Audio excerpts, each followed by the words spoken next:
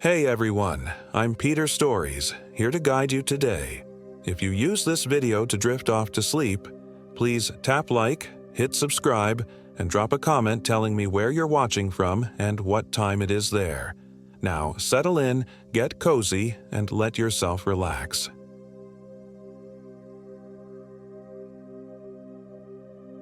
My name is Emily Hall, and I am 32 years old. This happened in the Mount Hood wilderness last October. I've always been the cautious one in our friend group, the planner, the one who packs extra batteries, checks the weather forecast 3 times, and insists on sharing our hiking route with at least 2 emergency contacts. My friends tease me about it, but they're always grateful when I pull out a first aid kit or an extra protein bar exactly when needed. That weekend was supposed to be our annual hiking trip, a tradition we started 5 years ago after we all found ourselves working at Cascade Technologies in Portland, IDQ. Karen Hernandez, my best friend and our unofficial leader, had suggested we try the less-traveled trails near Badger Lake in the Mount Hood wilderness. She'd heard about it from her boyfriend, who was an avid backcountry explorer. Ryan Nelson, our tech support guy with a surprising passion for photography, immediately jumped at the idea of capturing some untouched scenery. And then there was Tyler Bailey, our newest addition to the group, who'd only joined the company 6 months ago but had quickly become part of our circle with his easy laugh and adventurous spirit. Guys, I've been looking at the trail reports, and there aren't many recent ones for that area, I remember saying during our planning lunch. Maybe we should stick to something more established. That's exactly why we should go, Em, Karen had exclaimed, her dark eyes bright with excitement. No crowds, no noise pollution, just pure wilderness. Tyler had nodded eagerly. I'm with Karen on this one. I didn't move to Oregon to hike the tourist trails. Even Ryan, usually the one to back me up on safety concerns, seemed captivated by the idea. Think of the shots I could get, places hardly anyone has photographed before. I'd given in, of course, I always did, but I made them promise we'd bring satellite phones and extra supplies. Karen had rolled her eyes but agreed, probably to avoid another one of my preparedness lectures. The Badger Lake trailhead was about 2 hours from Portland, tucked away off a winding Forest Service road that seemed to get narrower with every mile. By the time we arrived, my knuckles were white from gripping the steering wheel of my Subaru as we navigated the increasingly rough terrain. The small dirt parking area was empty except for one mud-splattered pickup truck parked at the far end. As we stepped out, stretching our legs and breathing in the crisp October air, I noticed a weathered wooden sign with faded lettering. Badger Lake Trail, not maintained beyond Echo Point. Should we be concerned about that? I asked, pointing to the sign. Ryan shrugged, already pulling his camera out. Just means it's more wild, more authentic. Karen was already shouldering her pack. The ranger at the station said it was passable, just overgrown in spots. I had called the ranger station earlier that week, but the information I'd received was vague at best. The woman who answered seemed distracted, only telling me that the area was open but not recommended for inexperienced hikers.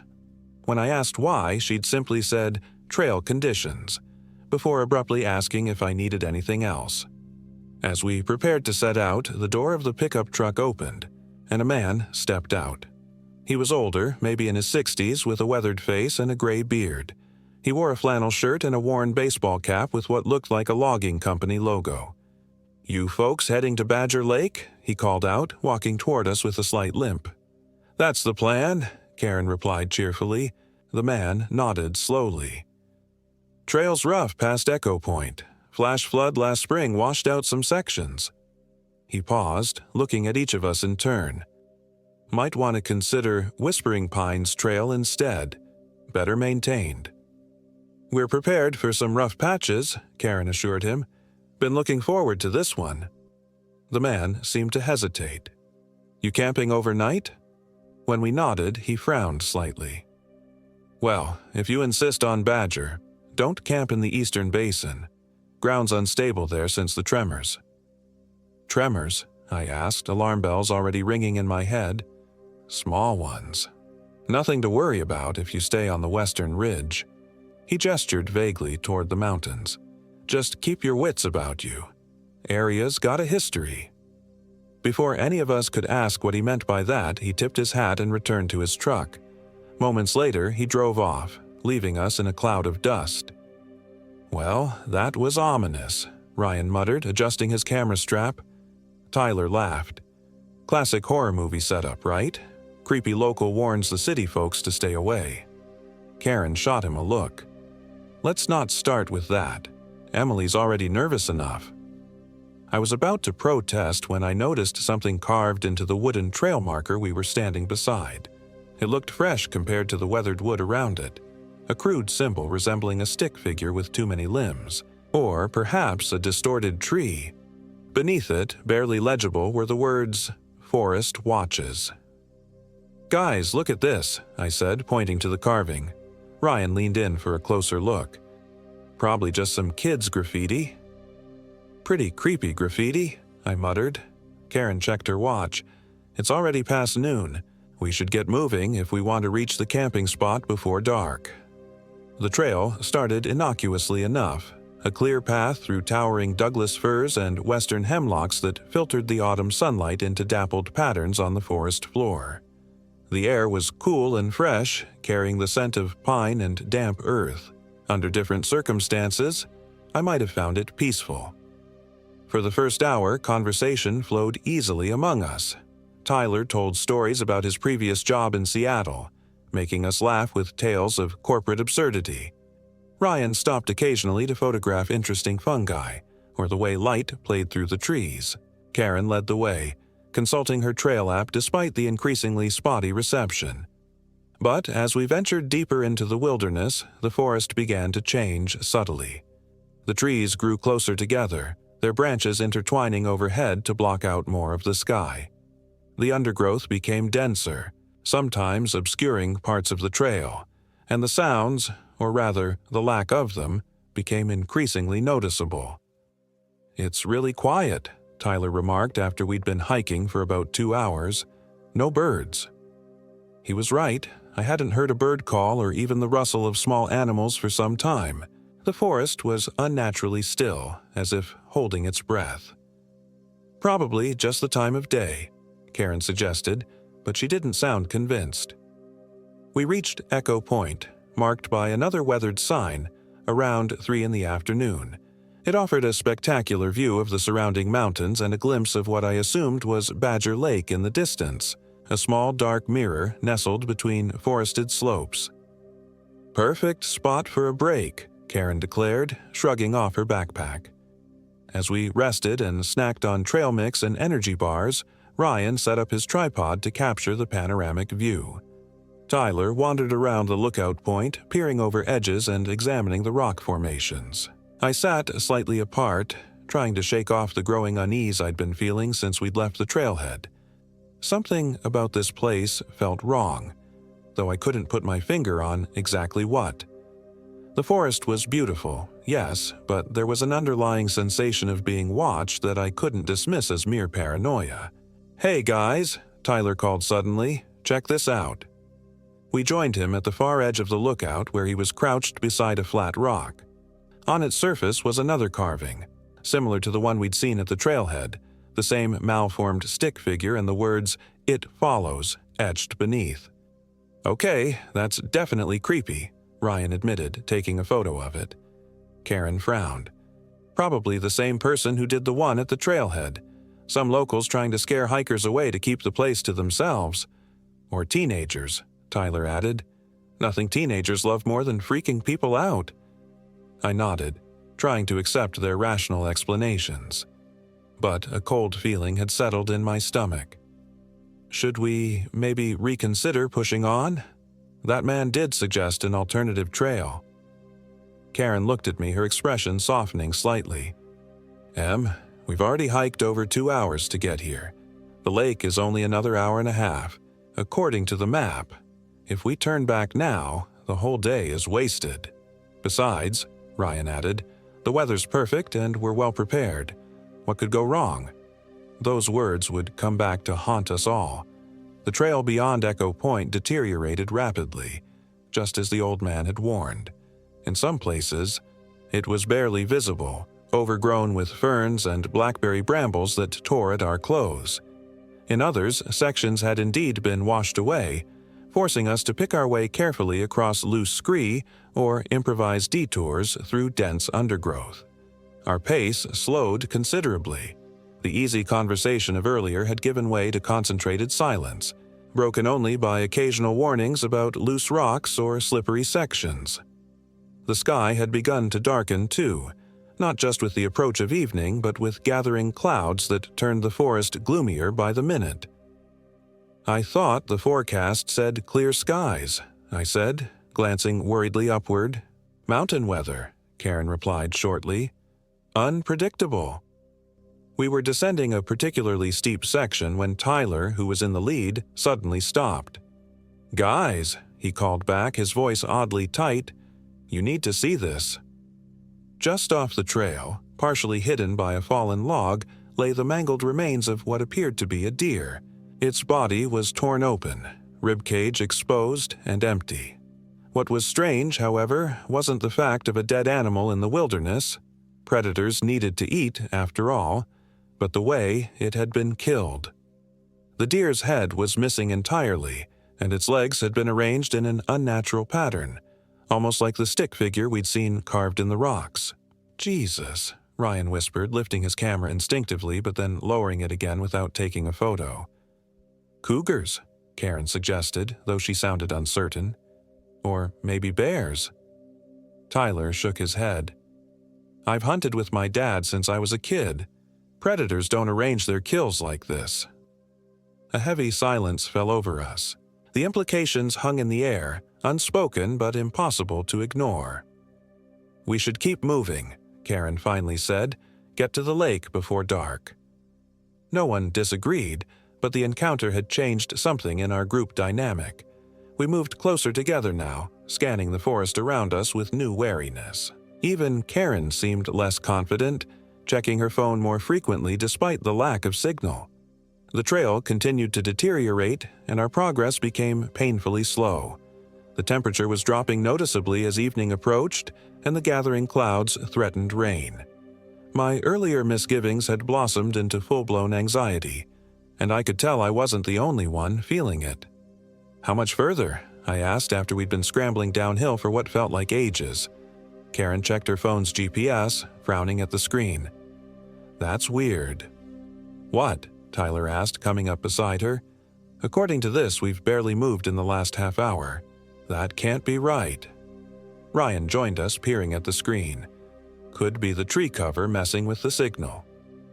"Or the batteries are dying in the cold," Tyler suggested. Karen put her phone away, looking troubled. "Let's just keep following the trail down. The lake has to be at the bottom of this valley." But as we continued our descent, the trail became increasingly difficult to follow. At one point it seemed to fork, with equally indistinct paths heading in different directions. "This doesn't match the map at all," Karen said, frustration evident in her voice. The daylight was fading fast now, the forest growing darker around us. We had headlamps, of course. I'd made sure everyone packed one. But the prospect of navigating this rough terrain in the dark was daunting. "We need to make a decision," Ryan said. "Either we pick a direction and commit to it, or we find a spot to camp here." "We can't camp here," Karen objected. "We're on a steep slope with barely any flat ground." She was right. Our surroundings offered few viable camping spots, just trees, underbrush, and the uneven, sloping forest floor. "What about that?"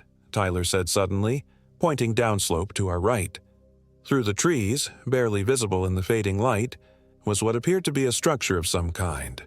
It was too regular to be natural, straight lines amid the organic chaos of the forest. "A cabin," Ryan suggested. "Maybe a ranger outpost or a hunter's blind." Only one way to find out, Karen decided, already heading in that direction. The structure turned out to be an old fire lookout tower, the kind built throughout the Pacific Northwest in the early 20th century to spot wildfires. This one was clearly long abandoned.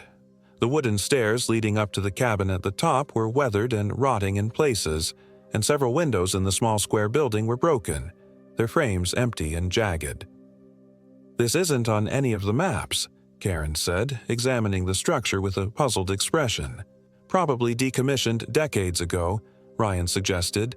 He was already taking photos, seemingly energized by our discovery. Tyler tested the first step cautiously. "The lower stairs seem solid enough. The cabin might offer better shelter than our tents if that rain comes in." I hung back, eyeing the tower with growing unease. "I don't know. It looks really unstable." "I'll check it out," Tyler volunteered, starting to climb the stairs with careful steps. We watched as he made his way up, testing each stair before putting his full weight on it. A few creaked ominously, but none gave way. When he reached the cabin, he tried the door, which opened with a protesting groan. "It's empty," he called down after disappearing inside for a minute. "Floor seems solid. There's an old table, some shelves. No sign of anyone having been here recently." "Is it big enough for all of us?" Karen called back. "Barely, but yeah. Better than being exposed if it storms." Karen looked at Ryan and me. "What do you think? Shelter or keep looking for a campsite?" A distant rumble of thunder provided a timely answer. The storm was moving in faster than expected. "Shelter," Ryan said decisively, "at least until the storm passes." I nodded reluctantly, still uncomfortable with the idea but unable to offer a better alternative. One by one, we climbed the precarious stairs, careful to follow Tyler's path. The cabin at the top was indeed small, maybe 12 feet square, with panoramic windows on all sides, several now broken. An old metal table stood in the center, its surface rusted and dented. Built-in shelves lined one wall, mostly empty except for a few moldering books and what looked like old canned goods, their labels long since rotted away. Karen immediately took charge. "Let's get set up before we lose all light. Ryan, can you get the lantern going? Emily, how about sorting out some food? Tyler and I will see if we can secure these windows somehow." As we busied ourselves with our tasks, I tried to ignore the growing knot of dread in my stomach. Something about this place felt wrong in a way I couldn't articulate. The tower offered shelter, yes, but it also made us conspicuous in a way that troubled me deeply. Anyone, or anything, in the forest below would see our light, would know exactly where we were. By the time we'd eaten a cold dinner of sandwiches and trail mix, the storm had arrived in full force. Rain lashed at the windows, driven sideways by powerful gusts of wind that made the entire structure creak and sway slightly. We'd managed to cover 2 of the broken windows with emergency blankets from our packs, but the others remained open to the elements, letting in cold drafts and occasional sprays of rainwater. "It's going to be a long night," Ryan observed, huddled in his sleeping bag on the floor. Karen had claimed the old table as her bed, while Tyler sat with his back against the wall opposite the door, occasionally checking his phone despite the lack of signal.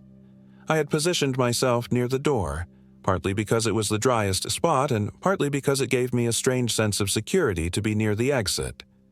"At least we're dry," Karen pointed out. "Mostly." "And we have a great view," Tyler added with forced cheer, gesturing to the windows where all that could be seen was darkness and the occasional flash of lightning. Lightning illuminated the forest below for brief, stroboscopic moments. During one particularly bright flash, I thought I saw something moving among the trees, a tall, thin silhouette that didn't move like a person. But it was gone so quickly I convinced myself it was just a tree branch swaying in the wind. "Did anyone bring playing cards?" Ryan asked, clearly trying to lighten the mood. No one had. Instead, we resorted to sharing work stories and gossiping about colleagues to pass the time as the storm raged outside. It was a transparent attempt to create normality in an increasingly abnormal situation, but I was grateful for it nonetheless. Eventually, fatigue began to override our unease.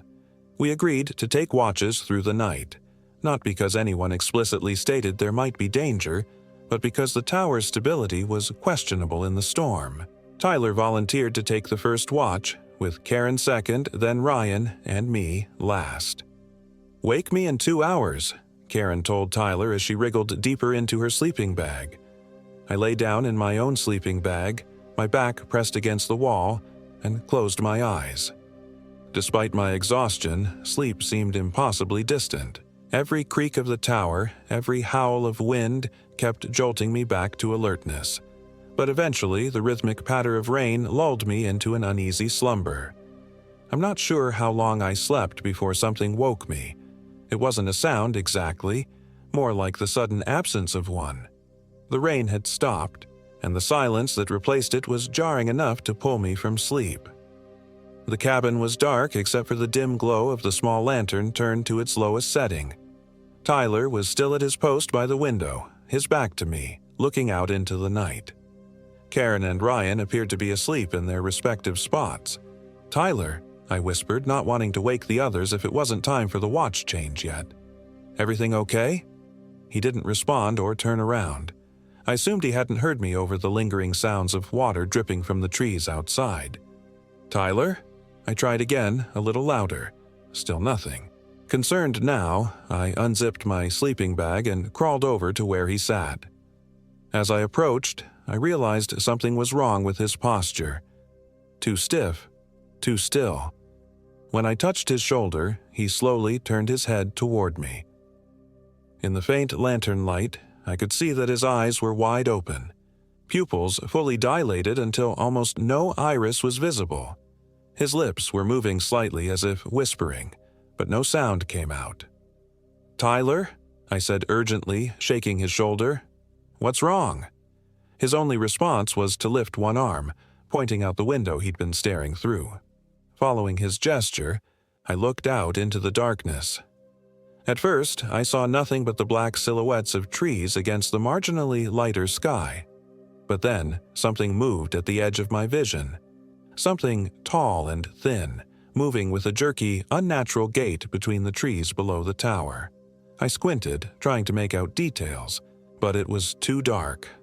Then, as if sensing my gaze, the figure stopped. Slowly, it tilted what I assumed was its head upward, seeming to look directly at the tower. At us.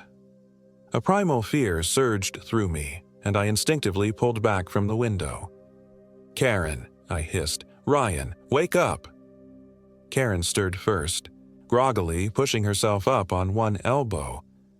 "What? Is it my watch already?" "There's something out there," I said, my voice barely above a whisper, "and something's wrong with Tyler." That got her attention. She was fully awake in an instant, fumbling for her headlamp. Ryan took longer to rouse, muttering complaints until Karen shined her light directly in his face. "What the hell, Karen?" he grumbled, shielding his eyes. "Shut up and listen," she snapped. "Emily says there's something outside." I had returned my attention to Tyler, who still hadn't spoken or acknowledged any of us.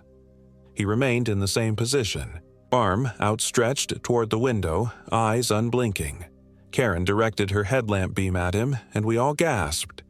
In the harsh, direct light, we could see that Tyler's eyes weren't just dilated. They were completely black, as if the pupils had expanded to fill the entire eye. The veins in his face stood out prominently against his too pale skin. "Tyler," Karen said sharply, moving to kneel in front of him.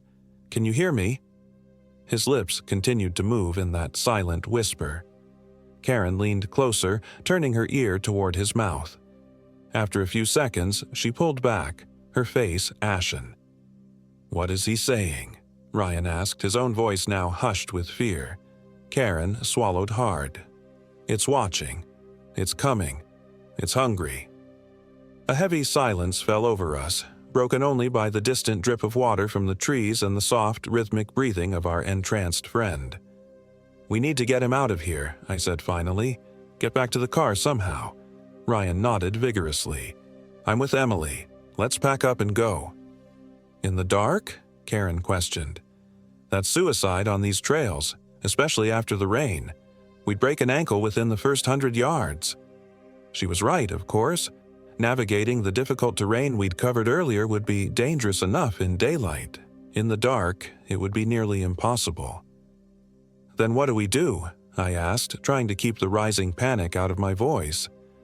Before Karen could answer, Tyler spoke, his voice harsh and raspy, as if his throat was painfully dry. "It's here." We all turned to him. His arm was still extended, but now he was pointing at a different window, one behind us. Slowly, dreading what I might see, I turned to look. There, in the window, was a face, or something like a face. It was pale and elongated, with features that seemed to shift and blur even as I stared at it. The eyes were the only constant, large, dark pits that reflected no light from our lantern. Karen screamed. Ryan let out a strangled curse. I found myself frozen, unable to make a sound as the thing at the window regarded us with those terrible, empty eyes. For what felt like an eternity, we stared at each other. 4 humans and something else. Then, with a fluidity that belied its earlier jerky movements, it was gone. "What the fuck was that?" Ryan finally managed, his voice breaking. Karen had her hand pressed against her mouth, eyes wide with shock. Tyler had gone silent again, his arm slowly lowering. "We need to block all the windows," I said, surprised by the steadiness in my voice. It was as if part of my brain had disconnected from the terror and switched into pure survival mode. Now. That galvanized everyone into action. We used everything we had, sleeping bags, extra clothes, backpacks, to cover the windows as best we could. All except one small section that Karen insisted we leave clear as a lookout point. "We need to be able to see if it's coming," she argued when Ryan questioned her decision. Once the windows were secured, we gathered in the center of the small cabin, instinctively forming a circle with our backs to each other, facing outward. Tyler had finally snapped out of his trance-like state but remembered nothing of what had happened. "The last thing I recall is watching the rain stop," he said, rubbing his temples as if in pain. "Then you were all freaking out. You don't remember seeing anything outside?" Karen pressed, or pointing at the window. He shook his head. "Nothing. It's just blank." "What about what you were whispering?" I asked. "About it watching, coming, being hungry?" Tyler's face paled. "I don't remember saying anything like that." We lapsed into uneasy silence, each lost in our own thoughts. The night stretched on, impossibly long. We took turns watching through the small uncovered portion of window, though no one really slept anymore. Twice more we saw the figure moving among the trees. Each time, it seemed closer to the tower. Each time it moved with that same unsettling, jerky gait until it sensed us watching. Then it would go eerily fluid, gliding between trees like smoke. As dawn finally began to lighten the sky, we made a plan. We would leave as soon as it was light enough to see the trail clearly, moving as quickly and quietly as possible back toward the car. No stops except for absolute emergencies. No splitting up under any circumstances. "What if it follows us?" Ryan asked, voicing the fear we all shared. "We've got bear spray," Karen replied, though her tone lacked conviction. "And it seems to keep its distance in daylight." That wasn't particularly reassuring, but it was all we had.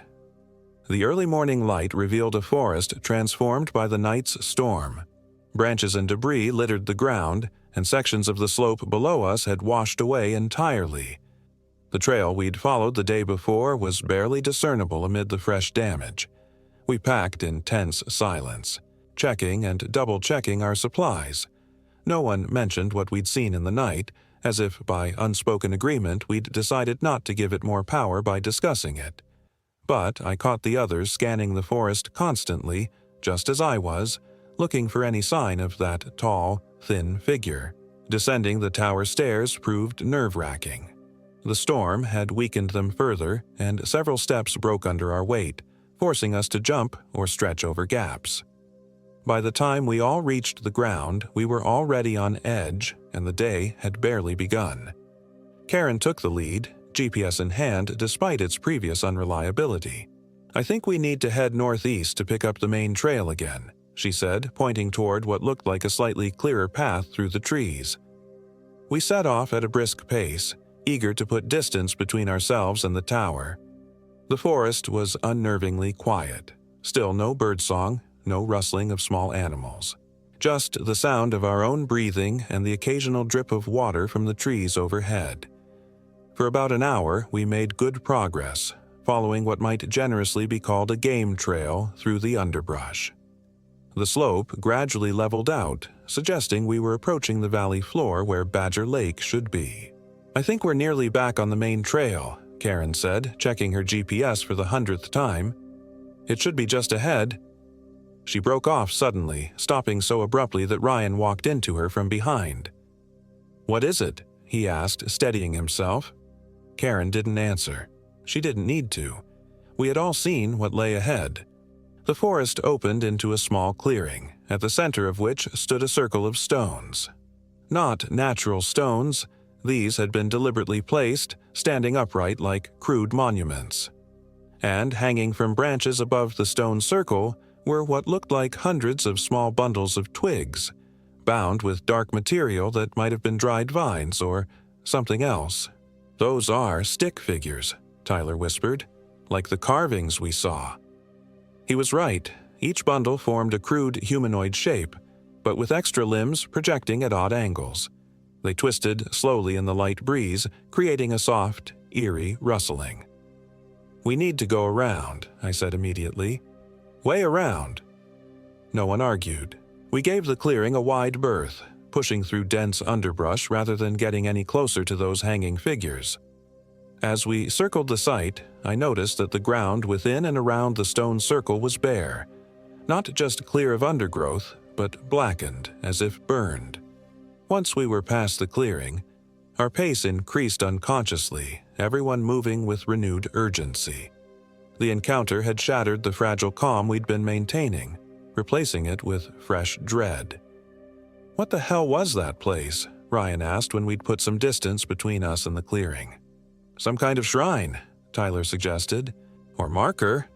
"For what?" Karen wondered. No one had an answer for that. Or at least no one wanted to voice the answers that were undoubtedly running through all our minds. The terrain grew more difficult as the morning wore on. The storm had caused more damage than we'd initially realized. In several places, the trail had been completely washed away, forcing us to make precarious detours up or down steep slopes. Our progress slowed to a frustrating crawl. Around midday, we stopped briefly to eat and check our bearings. According to Karen's GPS, which was working somewhat more reliably now, we were still at least 4 hours from the trailhead at our current pace. "We need to pick it up," she said, studying the screen. "If we don't make it back to the car by nightfall—" She didn't finish the thought. She didn't need to. As we packed up to continue, Tyler suddenly froze, his head tilted as if listening. "Do you hear that?" We all went still, straining our ears. At first, I heard nothing unusual, just the forest sounds we'd grown accustomed to. But then, very faintly, came a sound that made my blood run cold. Calling. Someone, or something, was calling out in the distance. "Hello?" It came again, slightly louder this time. "Is anyone there? I need help." The voice sounded human, female, young, frightened. But after what we'd experienced, none of us was inclined to trust appearances. "Could be another hiker in trouble," Ryan said uncertainly. "Or a trap," Tyler countered.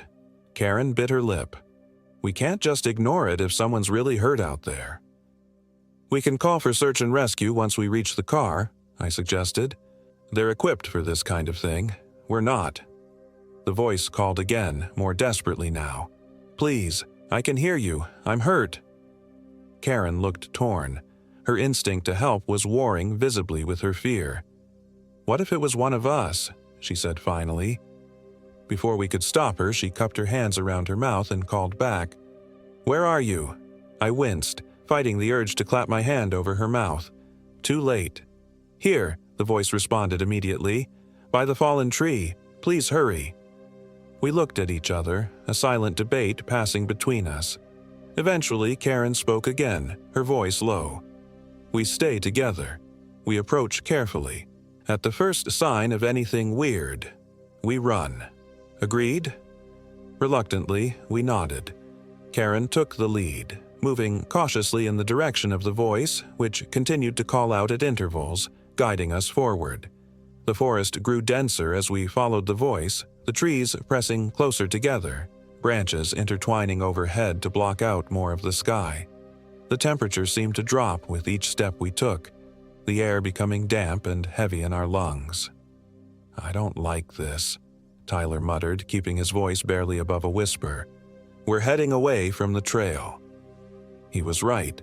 Whatever path we'd been following had disappeared entirely. We were now pushing through undergrowth that showed no signs of human passage. The voice called again, sounding closer now. "I can see you, over here." We emerged into another small clearing, this one dominated by a massive, fallen Douglas fir. The tree had been uprooted entirely, its massive root ball creating a wall of earth and tangled roots at one end of the clearing. At first, I saw no sign of anyone. Then, movement caught my eye, a flash of color against the brown and green of the forest floor. Behind the root ball, partially hidden by the upheaval of soil, was what appeared to be a person lying on the ground. "Hello," Karen called cautiously. "Here," came the reply. Weaker now. "Please help." Karen started forward, but Tyler caught her arm.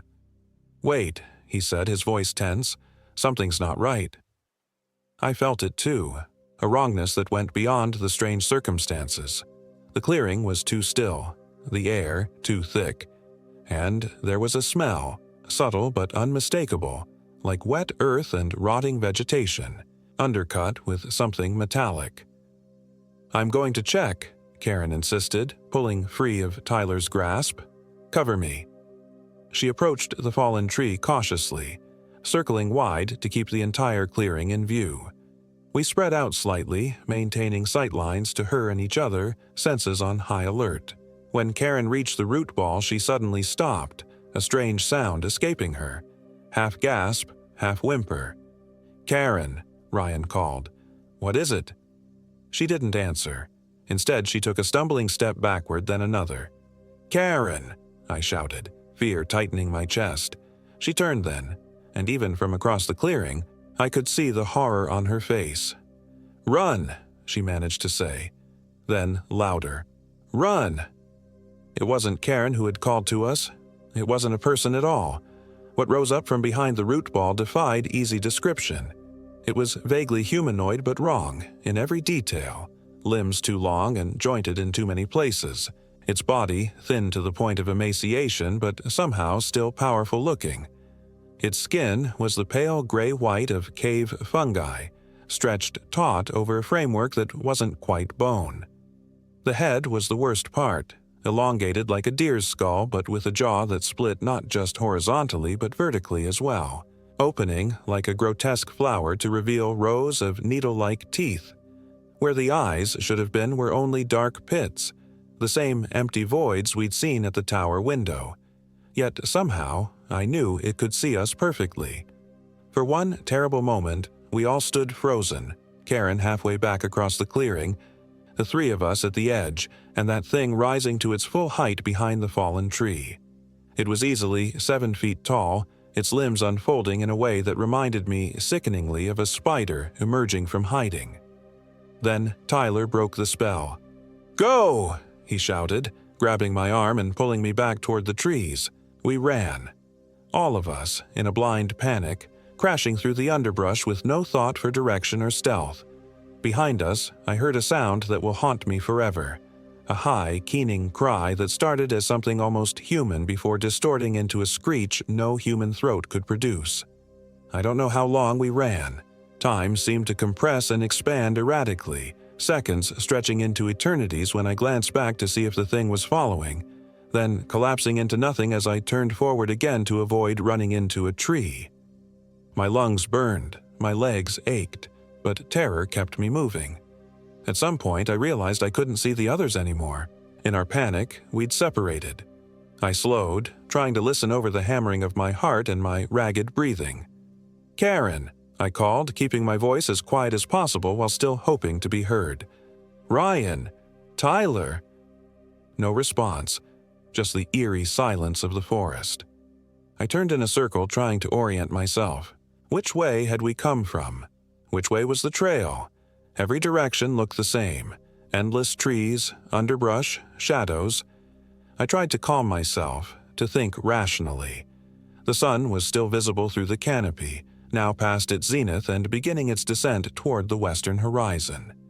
If I kept the sun on my left and headed north, I should eventually intersect the main trail that would lead back to the trailhead.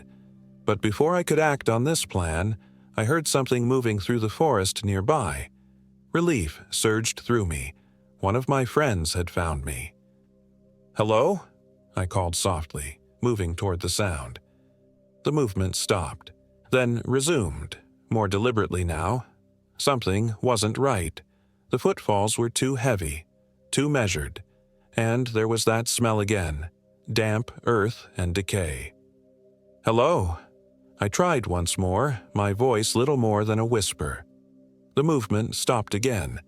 Then, slowly, something emerged from between two massive hemlocks about 30 feet away. It wasn't the creature from the clearing.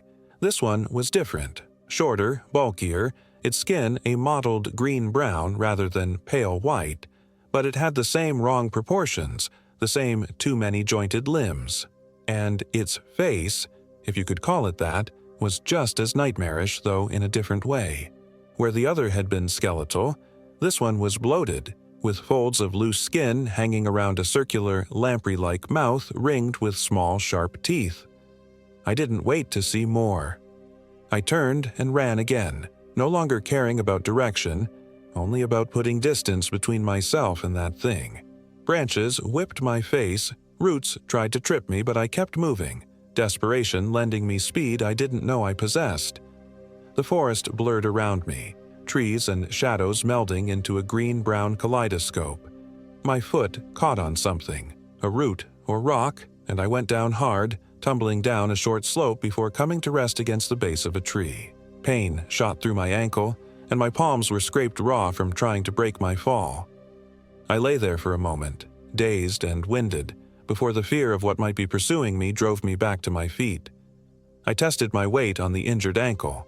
It hurt, but it would bear my weight. Not a break, just a bad twist. Small mercies.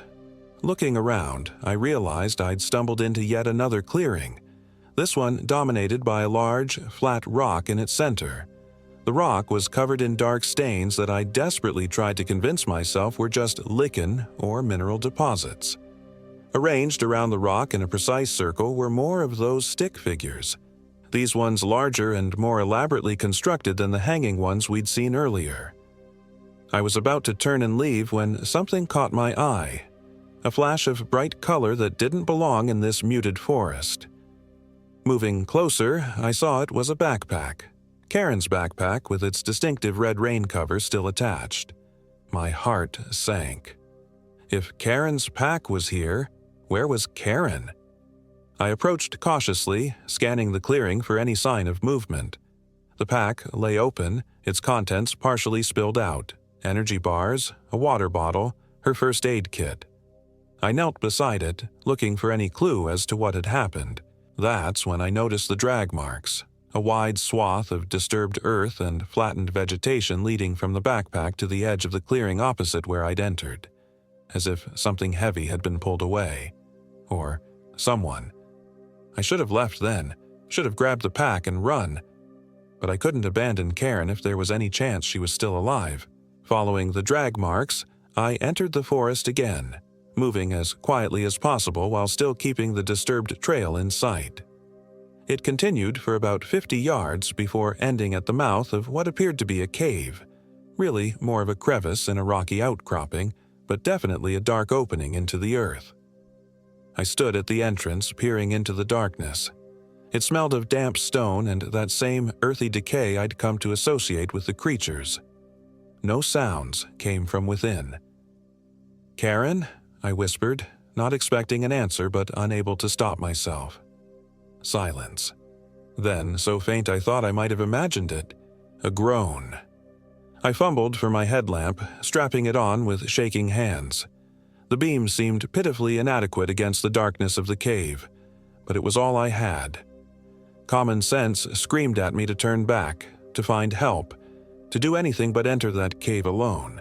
But if Karen was in there, hurt but alive, I took a deep breath and stepped into the darkness. The passage was narrow, forcing me to crouch slightly as I moved forward. The walls were slick with moisture, the floor uneven and treacherous. My headlamp created more shadows than illumination, making every rock formation look momentarily like a crouching figure. "Karen," I called again, a little louder now. "It's Emily. Can you hear me?" Another groan, definitely real this time, from somewhere ahead. I quickened my pace, heart pounding. The passage widened suddenly into a small chamber. My headlamp swept across the space, revealing more of those stick figures lining the walls, these ones appearing to be made from both twigs and bones. The floor was covered in a dark substance that squished unpleasantly beneath my boots. And there, propped against the far wall, was Karen. She looked terrible. Blood matted her dark hair and streaked her face from a wound on her forehead. Her left arm hung at an odd angle, clearly broken. But she was alive, her eyes fluttering open as my light fell on her face. "Em?" she croaked, her voice barely audible. "Is that really you?" "It's me," I confirmed, rushing to her side. "What happened? Can you walk?" She shook her head weakly. "It took me, dragged me here, said it was saving me for later." Her eyes widened suddenly. "You need to go. Now. It'll be back." "Not without you," I insisted, already trying to assess how I could support her with her injuries. "We're getting out of here together." "You don't understand," she said, grabbing my wrist with surprising strength. "There's more than one. They're everywhere in these tunnels. I've heard them moving, calling to each other." A chill ran down my spine. "What are they?" "I don't know. The one that took me. It spoke, Em. Not like a person, but I could understand it. It said they've been here since before people. Said this is their place, their hunting ground. Said people used to know, used to leave offerings, but we forgot. Now we're just meat." I swallowed hard, fighting back nausea. "Let's talk about this once we're out of here, okay? Can you stand if I help you?" Karen tried, grimacing with pain. With my support, she managed to get to her feet, leaning heavily against me. "Which way out?" she asked, squinting in the dim light. I turned, pointing my headlamp back the way I'd come, and froze. Standing in the passage, blocking our exit, was one of the creatures. Not the pale one from the clearing or the mottled one I'd seen in the forest, but a third variant.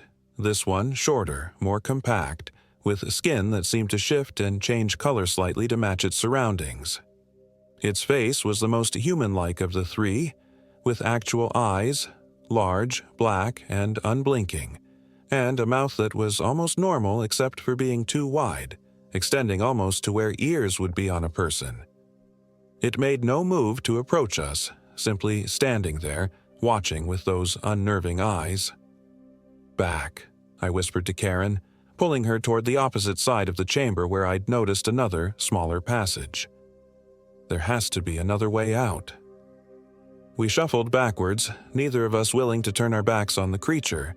It continued to watch us, head tilting occasionally in a gesture that was horribly, mockingly human. When we reached the other passage, I helped Karen through first, then followed, keeping my headlamp trained on the creature until the last possible moment. It still hadn't moved, but just as I was about to turn away, it smiled, a terrible stretching of that too wide mouth to reveal teeth like a shark's, row upon row of razor sharpness. The new passage sloped upward, which I took as a good sign. If we could get back to the surface, we might have a chance. Karen was moving better now, adrenaline temporarily overriding her pain, though I could tell each step was an ordeal. "Did you see the others?" she asked as we climbed. "Ryan? Tyler?" "We got separated when we ran," I admitted. "I haven't seen them since." Karen nodded grimly. "If they're smart, they kept running, got back to the trail." I wanted to believe that was true, needed to believe it. The passage continued upward, sometimes so narrow we had to turn sideways to squeeze through, other times opening into small chambers similar to the one where I'd found Karen. Each of these spaces contained more of those stick figures and bones, some animal, some disturbingly human-like. We'd been climbing for what felt like hours when Karen suddenly stopped. "Listen," she whispered. I held my breath, straining my ears. At first, I heard nothing. Then, very faintly, the sound of water dripping. And, beyond that, something else, the whisper of wind through trees. "We're close to the surface," I said, hope flaring for the first time since this nightmare began. We quickened our pace as much as Karen's injuries would allow. The passage narrowed again, then bent sharply to the right before suddenly opening to reveal a sliver of daylight. "There," I pointed, though Karen had already seen it. The exit was small, little more than a crack in the rock face, but it was definitely a way out. We could see trees beyond and a patch of blue sky. Freedom was just yards away. We were halfway to the exit when a now familiar keening cry echoed through the passage behind us. They had found our trail. "Run!" I urged Karen, supporting as much of her weight as I could. We scrambled toward the exit, desperation lending us speed. The cry came again, closer now, followed by the scrabbling sound of something moving rapidly through the tunnel. The exit was a tight fit. I helped Karen through first, wincing at her cry of pain as her broken arm scraped against the rock. Then I started to squeeze through myself. I was halfway out when something grabbed my ankle. The grip was like iron, clawed fingers digging painfully into my flesh even through my hiking boot. I kicked wildly with my free leg, connecting with something solid. The grip loosened for a second, just long enough for me to pull free and tumble out onto the forest floor. Karen was already on her feet, swaying but upright. "Come on," she shouted, reaching for me with her good arm. I scrambled up, and together we ran, not daring to look back. The exit from the cave system had brought us out on a steep, rocky slope. Below us stretched the forest, dense and seemingly endless.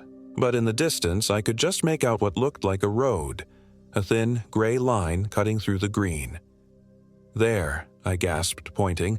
"If we can reach that road—" Karen nodded, too winded to speak.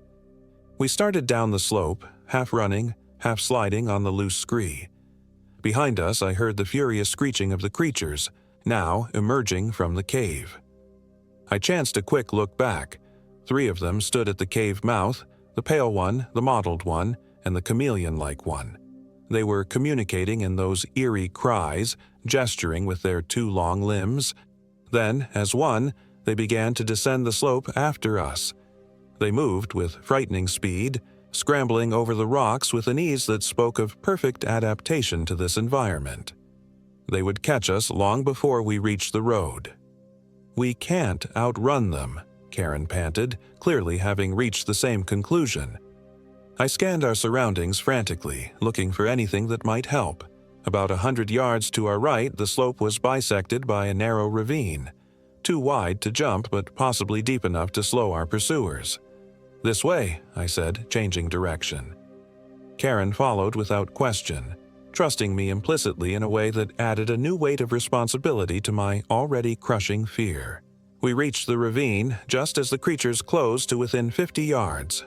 It was deeper than I'd hoped, maybe 20 feet to the bottom, where a small stream trickled over rocks.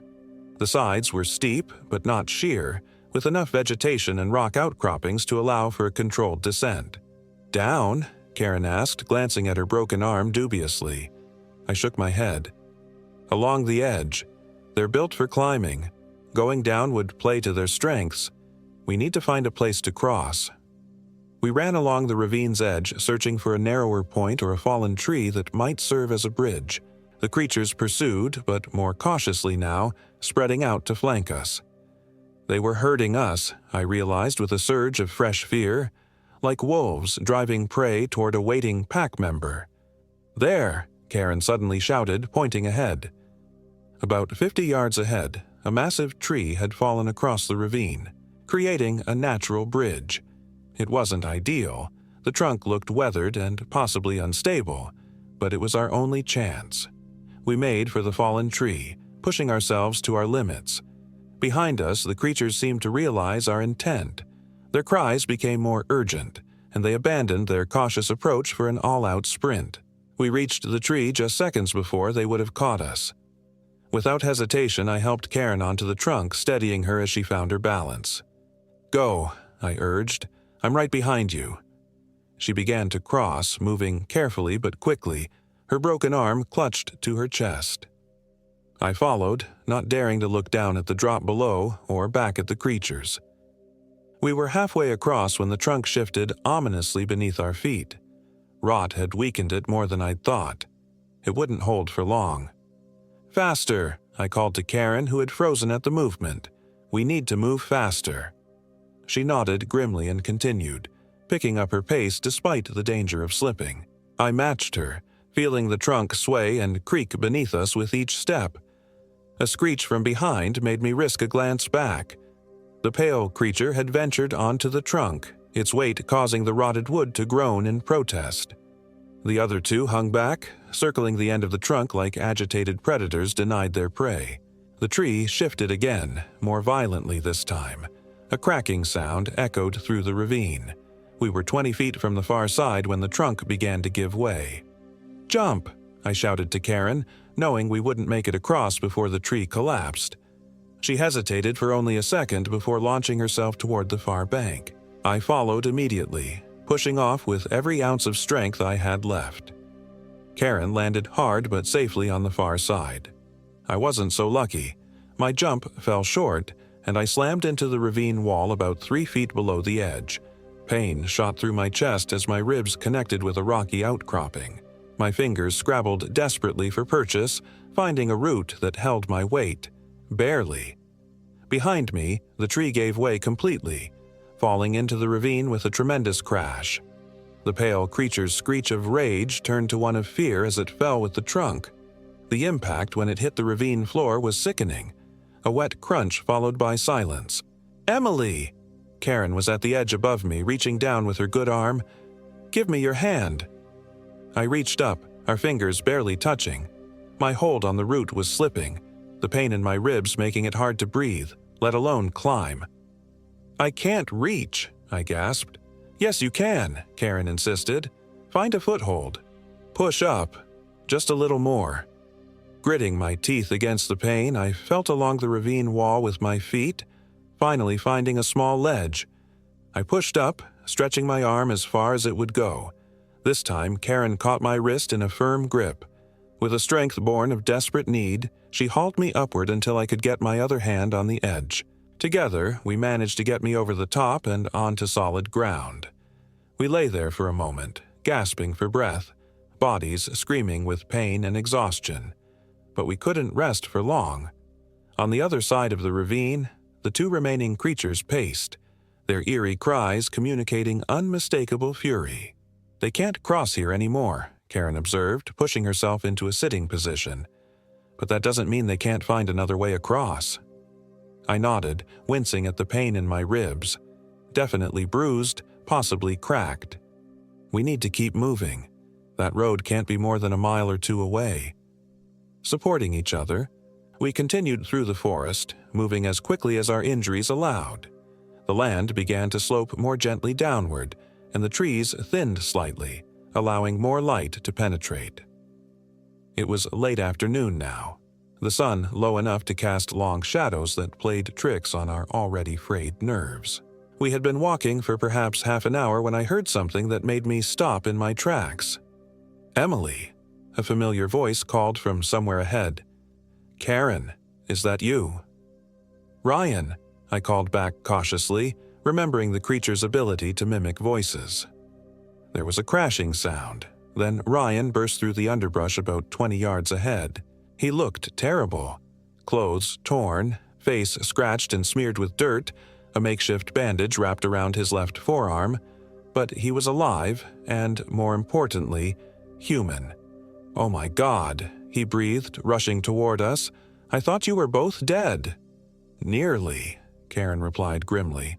"Have you seen Tyler?" Ryan's face fell. "No. We got separated right after that thing at the clearing. I've been trying to find my way back to the trail ever since." I quickly filled Ryan in on what had happened, finding Karen, the cave, our narrow escape across the ravine. He listened with growing horror, occasionally glancing back the way we'd come as if expecting to see the creatures pursuing us. "I found the road," he said when I'd finished. "It's not far, maybe half a mile from here, but it's just a Forest Service road, no traffic. I was heading back into the forest to try to find you when I heard voices." "A road is still our best chance," I said. "If we can follow it back to the main road, eventually someone will drive by." Ryan nodded. "I think it connects to the highway about 7 or 8 miles east." 7 or 8 miles. In our condition, that would take hours. And darkness was approaching. But we had no better options. Ryan led the way, supporting Karen, whose strength was beginning to flag as her adrenaline wore off. I followed, constantly scanning the forest around us for any sign of the creatures or, against all odds, Tyler. The Forest Service road was little more than a wide dirt track, clearly not maintained regularly. Weeds grew down the center, and in places, erosion had carved deep ruts that would challenge even the most robust four-wheel drive. But it was a road, a human creation, a path out of this nightmare. "Which way?" Karen asked weakly, looking both directions along the empty track. Ryan pointed east. "That way leads back to the highway, I think. The other way just goes deeper into the forest, towards some old logging operations." We set off eastward, moving as quickly as our exhausted bodies would allow. The road wound through the forest, sometimes climbing around hillsides, other times descending into small valleys. Each bend brought a momentary surge of hope that we might see a vehicle, or even the highway itself. Each bend left that hope unfulfilled. The sun was setting now, casting an orange glow through the trees that would have been beautiful under any other circumstances. Soon it would be dark, and the thought of being in these woods at night again was almost unbearable. We had been walking for about an hour when Ryan suddenly stopped. "Listen," he said, holding up a hand. At first, I heard nothing. Then, very faintly, the sound of an engine. "A car!" Karen exclaimed, her voice cracking with emotion. But as the sound grew louder, I realized it wasn't a car. The engine note was wrong, deeper, more rhythmic. A motorcycle. We stood in the middle of the road, waving our arms frantically as the sound grew closer. Then, rounding a bend about 100 yards ahead, the source of the noise appeared. A dirt bike, ridden by a figure in full off-road gear. The rider spotted us immediately, slowing and then stopping about 20 feet away. For a tense moment, I worried it might be another trick, another trap. But then the rider removed their helmet, revealing a young woman with short blonde hair and a surprised expression. "Holy shit," she said, taking in our battered appearance. "What happened to you guys?" "Accident," Ryan said before either Karen or I could speak. "We were hiking and our friend fell. We got lost trying to find help." It wasn't the full truth, but it was more believable than what had actually happened.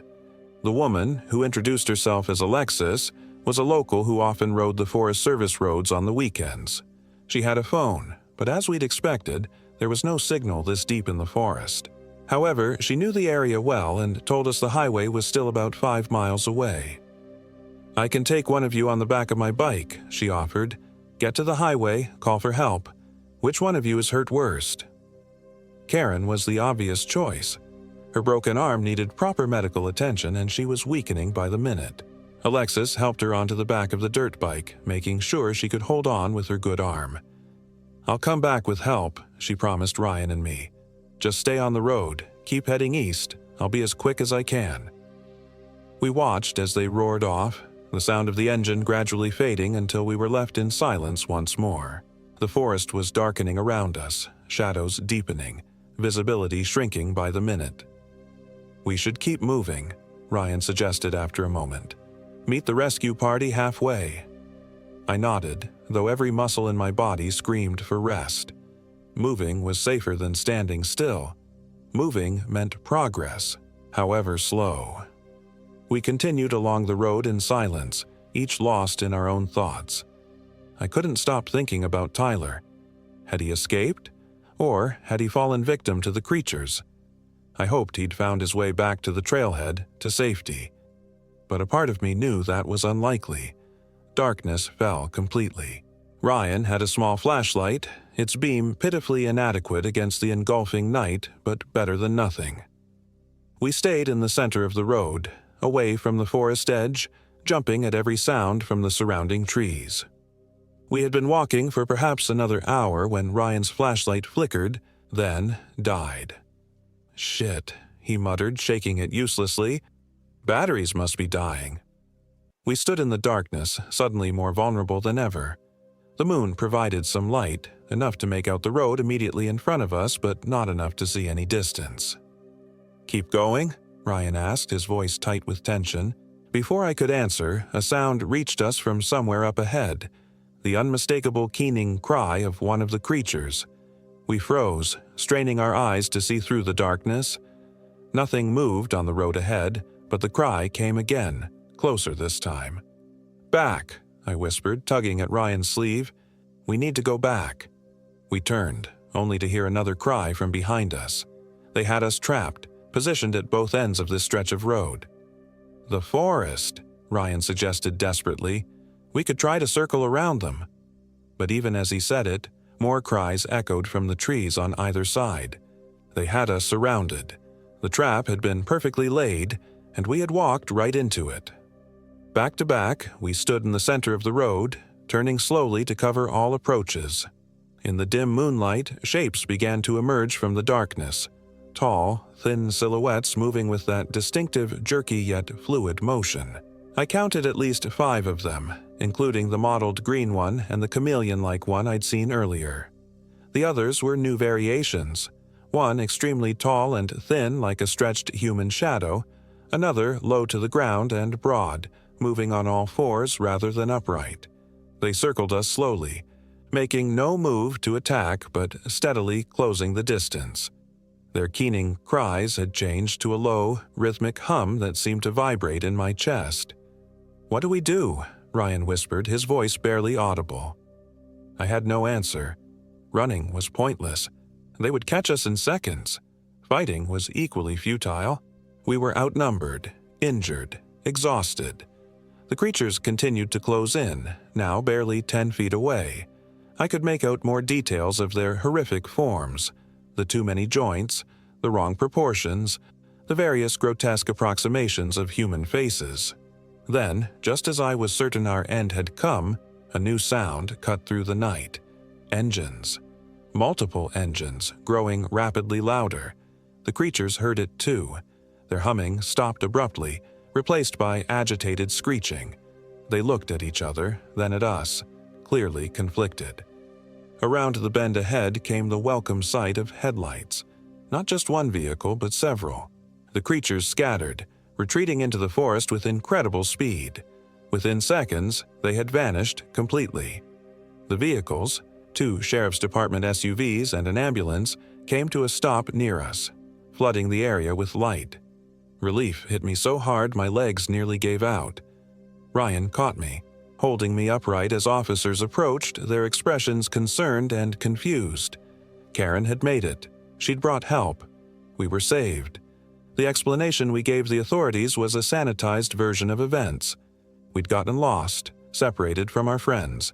Karen had fallen and broken her arm. We'd spent a nightmarish day and night trying to find our way back to civilization. We mentioned nothing about pale creatures with too many joints, about caves filled with stick figures and bones, about voices that mimicked humans to lure us into traps. They wouldn't have believed us anyway. A search was organized for Tyler, with teams combing the area around Badger Lake for 3 days. They found nothing, no body, no backpack, no sign that he'd ever been there at all. Eventually, the search was called off. The official report listed him as missing, presumed dead from exposure or injury. We knew better. Karen, Ryan, and I have barely spoken since that day. Not from any falling out, but because seeing each other brings back memories none of us want to relive. Karen moved to California 6 months after it happened.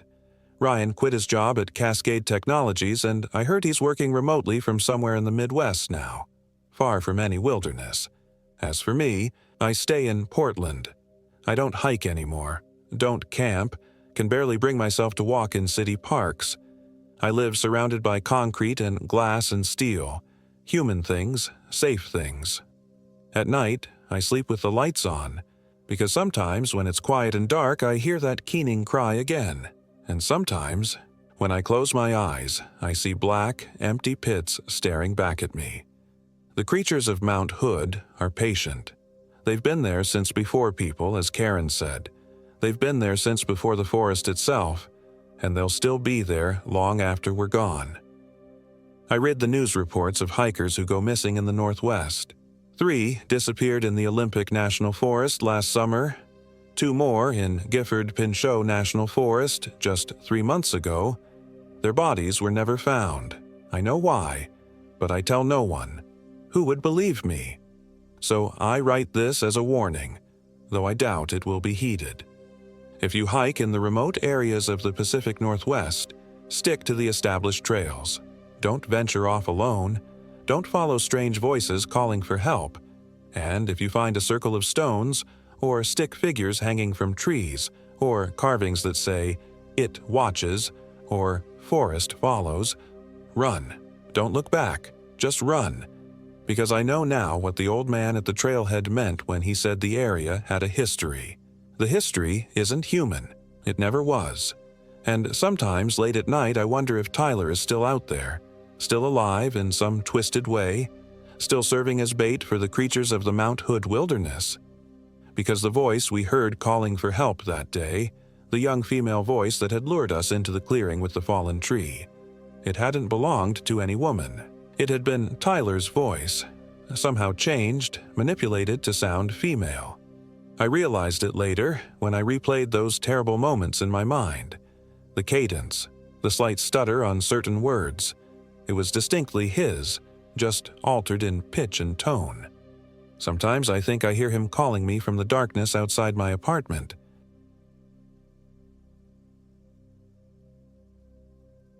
My name is Emily Hall, and I am 32 years old.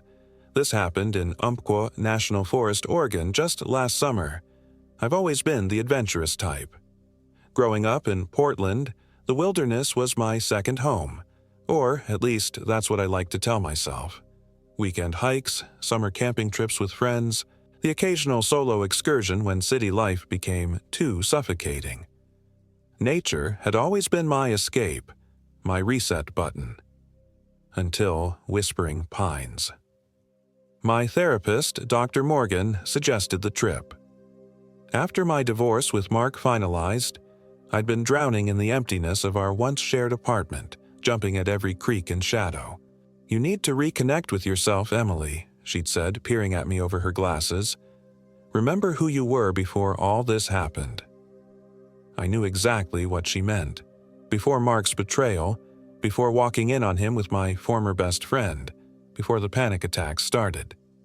A solo camping trip, Dr. Morgan had suggested. Some place beautiful, somewhere you've never been with him. That's how I ended up at the trailhead to Whispering Pines, a remote section of the Umpqua National Forest that wasn't on most tourist maps. The forest ranger who stamped my backcountry permit had raised an eyebrow. Whispering Pines? Alone? He studied my gear, expensive but barely used since the divorce. Most folks go in groups up that way. "I need some time to myself," I replied, trying to project confidence I didn't entirely feel. He'd nodded slowly. "Cell service is non-existent past the first ridge. Emergency beacon working?"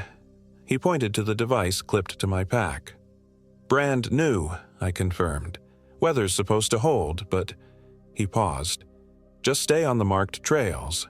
Some of those old logging roads can fool you, and we've had people get turned around. The undergrowth reclaims everything quickly up there." I assured him I'd be careful, and he handed me a map with a recommended campsite circled in red. 4 miles in. Nice stream nearby. If you're not back in 3 days, we'll come looking. Those last words should have been reassuring. Instead, as I drove the winding forest road to the trailhead, they echoed ominously in my mind. The first few hours of hiking were exactly what I needed. The late May air was crisp but not cold, the forest canopy filtering sunlight into a dappled pattern across the pine needle floor. Birds called overhead, and twice I spotted deer watching me from between the trees before bounding away. I felt myself relaxing for the first time in months. The trail climbed steadily, switchbacking up a ridge. At the top, I paused to catch my breath and drink some water. The view was spectacular. Endless waves of deep green forest rolling out to the horizon, broken occasionally by mist-shrouded valleys and distant peaks. The worries of my city life seemed absurdly small from up here. As I descended the other side of the ridge, the forest changed subtly. The Douglas firs and hemlocks grew taller, closer together, with thicker undergrowth between them. The air felt cooler, damper. The birdsong that had accompanied my morning hike gradually faded until the only sounds were my boots crunching on the trail and my slightly labored breathing. By mid-afternoon, I reached the recommended campsite. It was a small clearing near a bend in a clear, rushing stream. Perfect. I set up my tent, arranged my cooking gear, and collected firewood. Simple tasks, but satisfying. As I worked, I felt the knot of anxiety that had taken up permanent residence in my chest begin to loosen. With camp established, I still had a few hours of daylight left, so I decided to explore the area. The ranger's map showed a small waterfall about half a mile upstream, and I set off to find it, bringing only my water bottle and camera. The path along the stream wasn't a maintained trail, but it was easy enough to follow. The water gurgled pleasantly beside me, occasionally splashing over moss-covered rocks. But as I walked, the feeling of being watched crept over me. I stopped several times, scanning the woods around me, but saw nothing unusual. Just trees and shadows and the occasional flutter of a bird's wings. The waterfall was smaller than I'd expected, maybe 15 feet high, but beautiful in its secluded setting. Water cascaded over dark rocks into a clear pool before continuing downstream. I took several photos, then sat on a flat rock by the pool, letting the spray cool my face. That's when I noticed the carvings. On a large tree beside the waterfall, partially obscured by moss, someone had carved a series of symbols. They weren't letters or numbers that I recognized, more like primitive pictographs. Circles with lines through them. Jagged lightning bolts, something that resembled a distorted human face. A chill ran through me despite the warm afternoon. Vandalism, I thought, trying to rationalize. Just some bored hikers defacing public land. But the carvings looked old, the edges smoothed by time and weather, and there was something unsettling about their placement, surrounding the tree in a perfect band about 6 feet from the ground. I took a photo of the carvings, then decided it was time to head back to camp. As I turned to leave, something splashed in the pool behind me. I spun around, expecting to see a fish or perhaps a frog, but the water was still, reflecting the darkening sky above. Just my imagination, I told myself. The divorce had left me jumpy, prone to startling at nothing. I'd been the same way in the apartment, convinced I heard footsteps when I was alone, seeing movement from the corner of my eye when nothing was there. I hurried back along the stream, suddenly eager to return to my campsite before darkness fell completely. The forest felt different now. The spaces between trees darker, more threatening. Twice I took a wrong turn and had to backtrack to find the stream again. When I finally stumbled back into my clearing, the relief was palpable. My campfire that night was larger than necessary, but its warmth and light kept the encroaching darkness at bay. I cooked a simple meal of freeze-dried pasta and ate it from the pot, watching the flames dance and trying to recapture the peace I'd felt earlier in the day. As the stars emerged overhead, I found myself straining to hear anything beyond the crackle of my fire. The forest was unnaturally quiet, no insects chirping, no owls hooting, no rustle of nocturnal animals moving through the underbrush. Just silence, thick and oppressive, broken only by the occasional snap of burning wood. I told myself this was normal. Forests got quiet sometimes. Animals avoided human presence. But a part of me, a primitive part that lived in my brainstem and spoke in instinct rather than reason, whispered that something was wrong. Too tired to dwell on nameless anxieties, I banked the fire and crawled into my tent. Despite the day's exertions, sleep didn't come easily. I lay awake, listening to the silence until exhaustion finally pulled me under. I dreamed of whispers. Countless voices, too quiet to make out individual words, but growing steadily in volume and urgency. They seemed to come from all around me, from the trees themselves. I tried to understand what they were saying, certain it was important, but the meaning remained just beyond my grasp. Then a single voice, clearer than the rest. "She doesn't belong here." I woke with a start, heart hammering in my chest. The inside of my tent was pitch black. My watch showed 3:17 a.m. Outside, the wind had picked up, rustling through the trees with a sound uncomfortably similar to the whispers from my dream. Just the wind, I told myself firmly. Just the wind in the pines. I fumbled for my headlamp and switched it on, the sudden pool of light instantly comforting. Nothing had changed inside the tent. My sleeping bag was still zipped up around me. My backpack still leaned against the far corner. My hiking boots were still... My boots were missing. I blinked, certain I was mistaken. I always left my boots in the tent vestibule, tucked just inside the rainfly but not in the main sleeping area. But now the vestibule was empty. Had I left them outside? I couldn't remember clearly. The evening before felt strangely hazy, like trying to recall events from a week ago rather than just hours. I unzipped the tent and peered out. My fire had died to embers, casting just enough red glow to make the surrounding darkness seem even deeper by contrast. And there, placed neatly side by side about 10 feet from my tent, were my hiking boots. I stared at them, trying to make sense of what I was seeing. Had I sleepwalked? I'd never done so before, but stress could trigger unusual behaviors. Or perhaps some animal had dragged them out, though they showed no signs of being chewed or disturbed.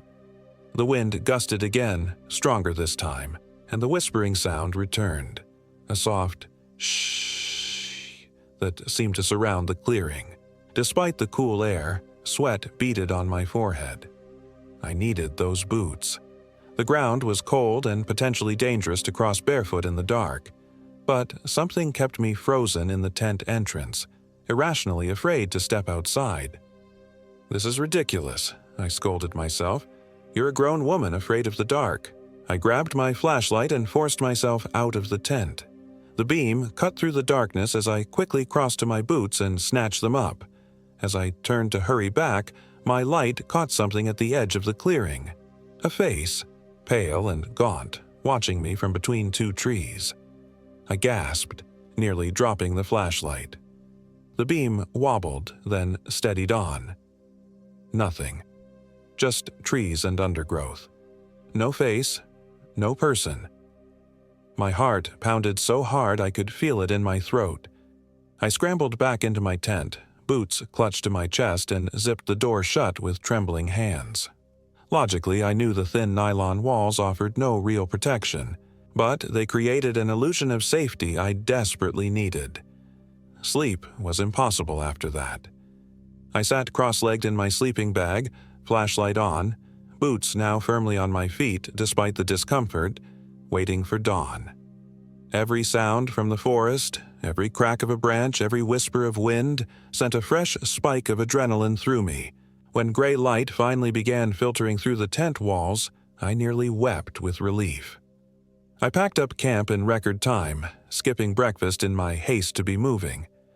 I'd originally planned to hike deeper into the wilderness and spend another night, but now all I wanted was to return to my car and drive back to civilization. As I shouldered my pack and prepared to leave, I noticed something that stopped me cold.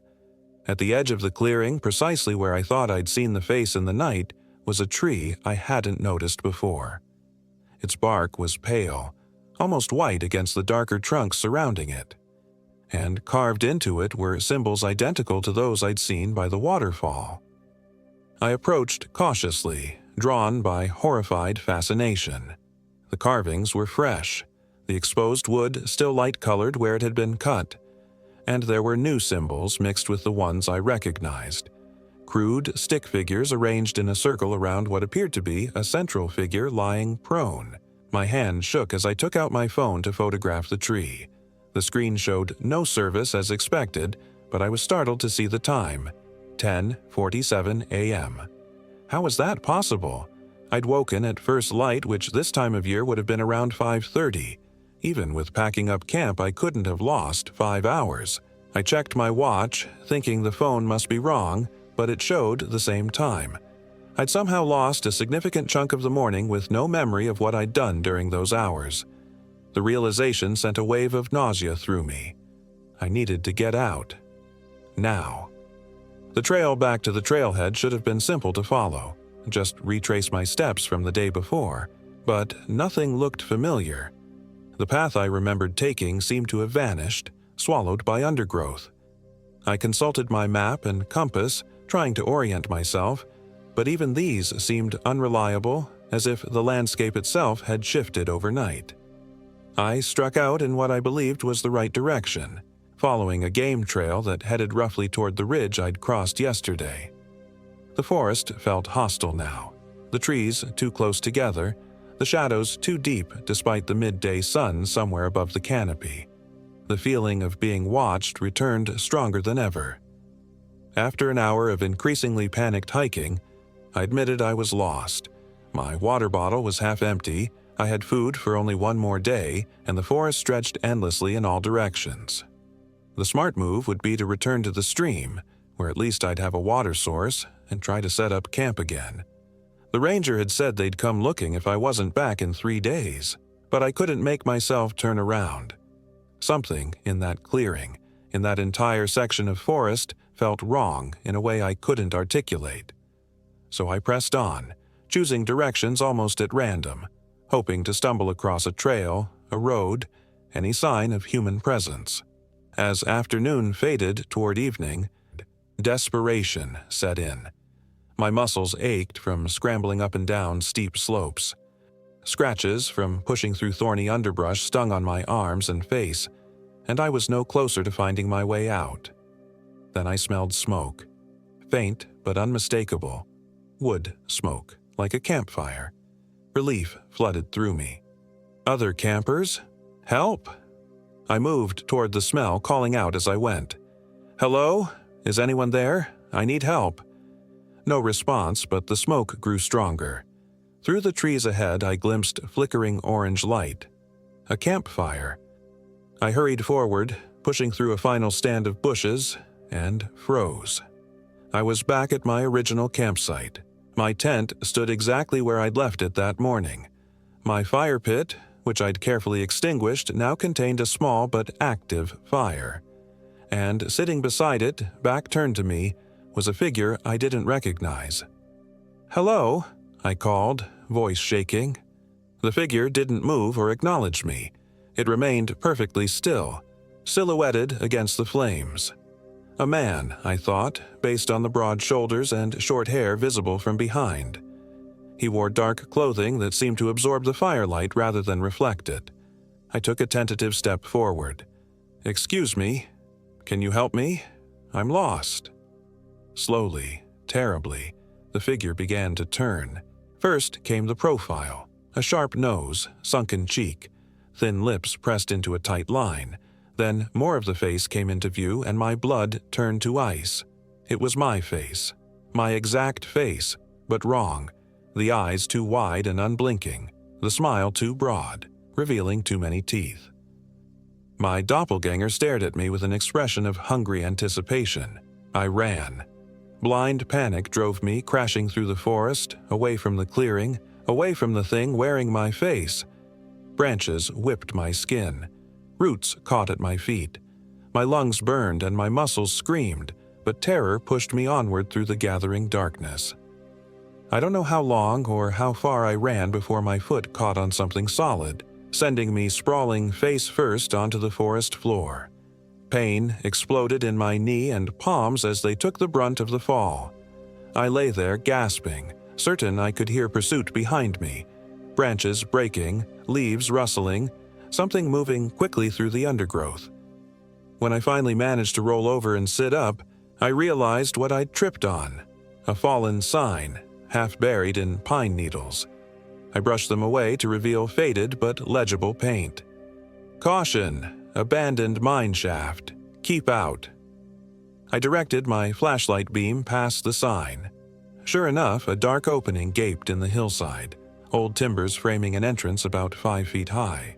The wood was rotting. The warning signs were weathered, but the hole itself looked solid enough. A hiding place. The sounds of pursuit grew closer. Without giving myself time to reconsider, I ducked into the mine entrance, moving far enough inside that my flashlight wouldn't be visible from outside. The tunnel extended before me, roughly hewn from solid rock, supporting timbers placed at regular intervals along its length. The air was cool and damp, with a mineral smell that caught in the back of my throat. I crouched against the wall, trying to control my breathing, and switched off my flashlight to listen. For long minutes, there was nothing but the thunder of my own pulse in my ears. Then, faintly, came the sound of footsteps outside the mine entrance. Not crashing through underbrush now, but deliberate. Searching. I pressed myself harder against the cold stone wall, willing myself to disappear into it. The footsteps paused just outside the entrance. A beam of light, not mine, played across the ground at the mine's mouth, then moved away. The footsteps continued, growing fainter, until I could no longer hear them. Relief made me dizzy. I switched my flashlight back on, keeping it pointed at the ground to minimize its visibility from outside. Now that immediate danger had passed, I had to decide what to do next. Staying in an abandoned mine overnight wasn't safe. The structure could be unstable, there could be pockets of bad air, any number of hazards, but going back outside while that thing was still hunting me seemed even more dangerous. I decided to explore a little further into the mine. If it went deep enough, perhaps I could find a secure place to rest until daylight, when I'd have a better chance of finding my way back to civilization. The main tunnel continued straight into the hillside for about 50 yards before branching.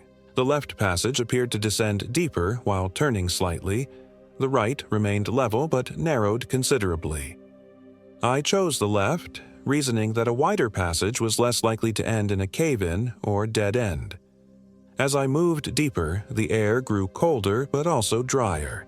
The tunnel widened into what must have been a larger excavation chamber. My flashlight beam couldn't reach the far wall or ceiling, giving the unsettling impression of having entered a vast underground space. Something crunched under my boot. I directed the light downward and immediately wished I hadn't. Bones. Human bones, scattered across the chamber floor.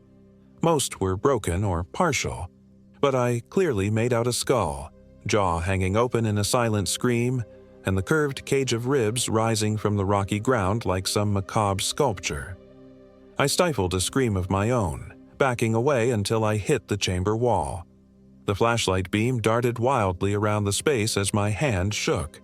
It revealed more bones, dozens more, along with tattered remnants of clothing, broken backpacking gear, and other pitiful remnants of those who had come before me. But worse than the human remains were the carvings. The same symbols I'd seen on the trees outside covered the chamber walls, ceiling to floor, thousands of them overlapping and interconnected in a maddening pattern that seemed to move and shift when viewed too long. And at the center of the chamber stood a crude altar of piled stones, topped with something that glistened wetly in my flashlight beam. I didn't want to look closer. I didn't want to know what sat upon that altar. But my flashlight, almost with a will of its own, steadied on the object. A heart. A human heart, impossibly fresh and still pulsing with a life it should not possess. The sound that escaped me wasn't a scream so much as a whimper of fundamental wrongness. This couldn't be real. I had fallen on the trail, hit my head, and now lay unconscious, conjuring this nightmare from the depths of my darkest fears. But the cold air on my skin felt real.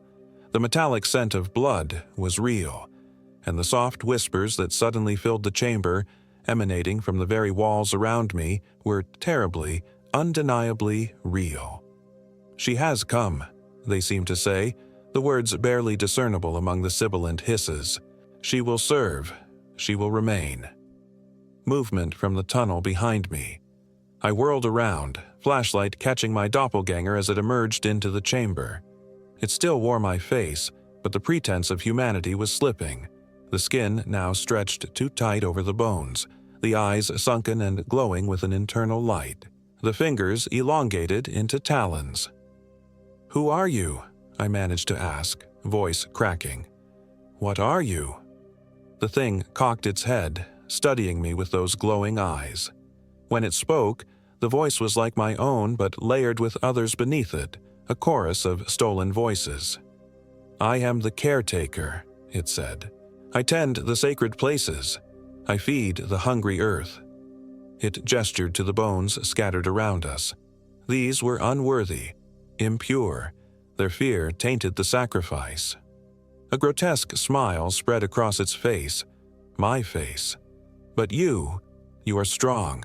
Your fear is clean, primal. You will make an excellent offering." "Offering to what?" I whispered, though part of me already knew the answer. "To the forest. To what sleeps beneath it." The caretaker took a step toward me. This was a sacred place long before the miners came, before any human walked these lands. The old ones knew. They left their marks upon the trees to warn others away. But people forget. They always forget. It took another step closer. I backed away, moving along the chamber wall, searching desperately for another exit. There was none. "The hunger grows," the caretaker continued. "With each passing year, it needs more to sustain its sleep. For if it wakes..." A shudder passed through its frame. None would survive its waking. My back hit a protrusion in the wall, one of the support beams. I gripped it instinctively, feeling the rotted wood give slightly under my fingers. An idea formed, born of desperation. "Is that why you look like me?" I asked, trying to keep the creature talking while my hand explored the decaying beam behind me. "To lure me here?" The caretaker tilted its head. "I wear what frightens you most. For some, I am a lost child. For others, a beloved dead. For you," it gestured down at itself, "you fear becoming lost, forgotten, replaced. You fear being erased." As it spoke, I found what I was looking for. A loose section of wood where fungus had eaten away the core of the beam. I worked my fingers into the soft spot, feeling splinters dig into my skin. "And now," the caretaker said, spreading its arms wide, "you will join with us. Your essence will feed the sleeper. Your voice will join our chorus. It is an honor few receive." It lunged forward with inhuman speed, but I was ready. With all my strength, I tore the rotten section of beam away and swung it like a club, connecting solidly with the side of the creature's head.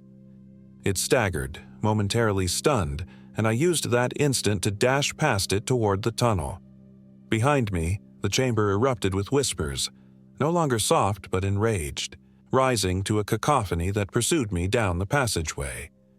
I ran blindly, flashlight beam bouncing wildly, praying I was heading toward the exit and not deeper into the mine complex.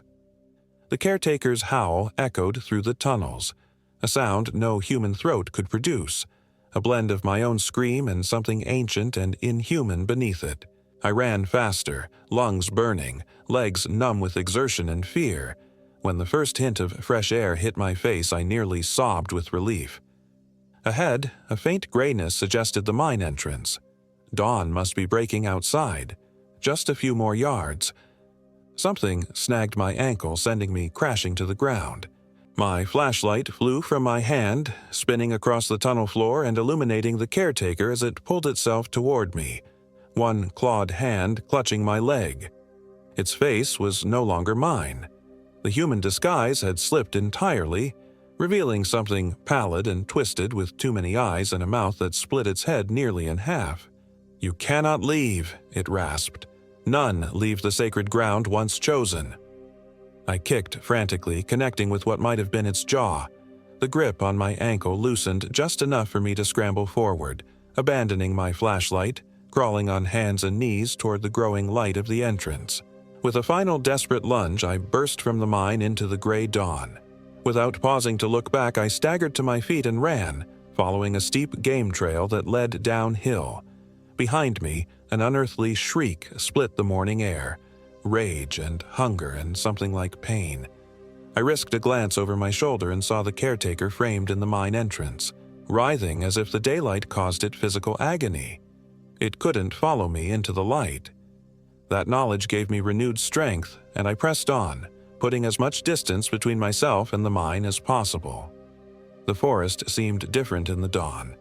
Less oppressive, the trees more normally spaced, the undergrowth less tangled, and ahead, miraculously, I glimpsed what appeared to be a dirt road cutting through the trees. I reached the road and fell to my knees, physically and emotionally spent. It was definitely a logging road, rutted and overgrown but unmistakably human-made. If I followed it, it had to lead somewhere with people. Safety. The sun climbed higher as I walked the road on trembling legs. Each step took me farther from Whispering Pines, from the mine, from the thing that had worn my face. By mid-morning, I heard the blessed sound of a vehicle engine. Minutes later, a Forest Service truck rounded a bend ahead. I flagged it down, probably looking like a wild woman with my torn clothes, scratched skin, and eyes wide with lingering terror. The ranger who stepped out, not the same one who had issued my permit, regarded me with concerned surprise. "Miss, are you all right? Are you lost?" The ordinary human concern in his voice nearly broke me. I swallowed hard against the knot in my throat. "I got lost," I managed. "Spent the night in the woods." Not the whole truth, but how could I possibly explain what had really happened? He guided me to his truck, gave me water and an emergency blanket from his first aid kit. As we drove back toward the ranger station, he radioed ahead that he'd found a lost hiker. I sat silently beside him, watching the forest pass by, flinching whenever the trees grew too close to the road. "You're lucky," he said after a while. "That area where we found you, north of Whispering Pines, there have been disappearances over the years. Hikers who go in and never come out." I looked at him sharply. "Disappearances?" He nodded, eyes on the road. "Most folks blame it on the old mines. Dangerous places, easy to get lost in, cave-ins common. But some of the older rangers—" He trailed off, seeming to reconsider his words. "Some of the older rangers what?" I prompted. He glanced at me, then back at the road. "They say there's something in those woods, something old. They won't go near Whispering Pines if they can help it." He shrugged uncomfortably. "Local legends, you know? Every forest has them." But it wasn't legend. I knew that now. Whatever ancient thing slumbered beneath Whispering Pines, whatever entity the caretaker served, it was terribly real. And it would continue to feed on lost hikers, on the unwary who strayed too far from marked trails, on those who ignored warnings carved into pale trees. At the ranger station, they took my information, had me fill out an incident report. Lost hiker, found safe, case closed. They offered to call someone for me, but there was no one to call. No husband anymore. No close friends since the divorce had forced people to choose sides. As I waited for a taxi to take me to the nearest town where I could rent a car, I overheard two rangers talking in low voices. "Another one in Whispering Pines," one said. "That's 3 this year already." "Still doesn't beat 97, the other replied. "Remember? 5 that summer alone. After they found that photographer's backpack with all the pictures of the carvings, they noticed me listening and fell silent, moving their conversation outside. I've tried to put Whispering Pines behind me. I've moved away from Oregon entirely, taken a job in Arizona where the landscapes are open and sun-drenched, where nothing can hide in deep forest shadows. I've told myself 100 different rational explanations for what happened. A psychotic break triggered by stress, hallucinations caused by toxic fungi in the old mine, a local person playing an elaborate and cruel prank. But in my dreams, I still hear the whispers.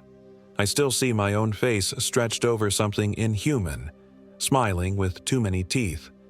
And sometimes, when I catch my reflection unexpectedly, in a store window, in the black screen of my phone, I find myself searching my eyes for a hint of that internal glow, wondering if something followed me out of those woods, wondering if, someday, I'll become the caretaker for someone else's fear.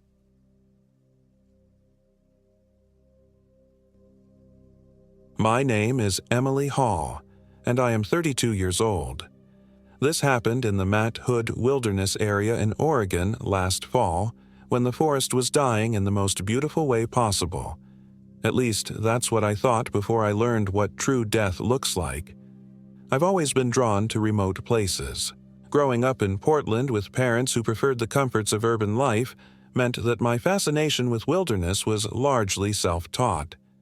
Weekend hiking trips became longer backpacking excursions and eventually multi-day solo expeditions. My friends thought I was crazy for going alone, but there was something about the solitude that grounded me. The forest doesn't judge you the way people do. My job as a graphic designer allowed me to work remotely most of the time, and I'd been feeling particularly stifled after a major project ended. I needed space to breathe, to clear my head.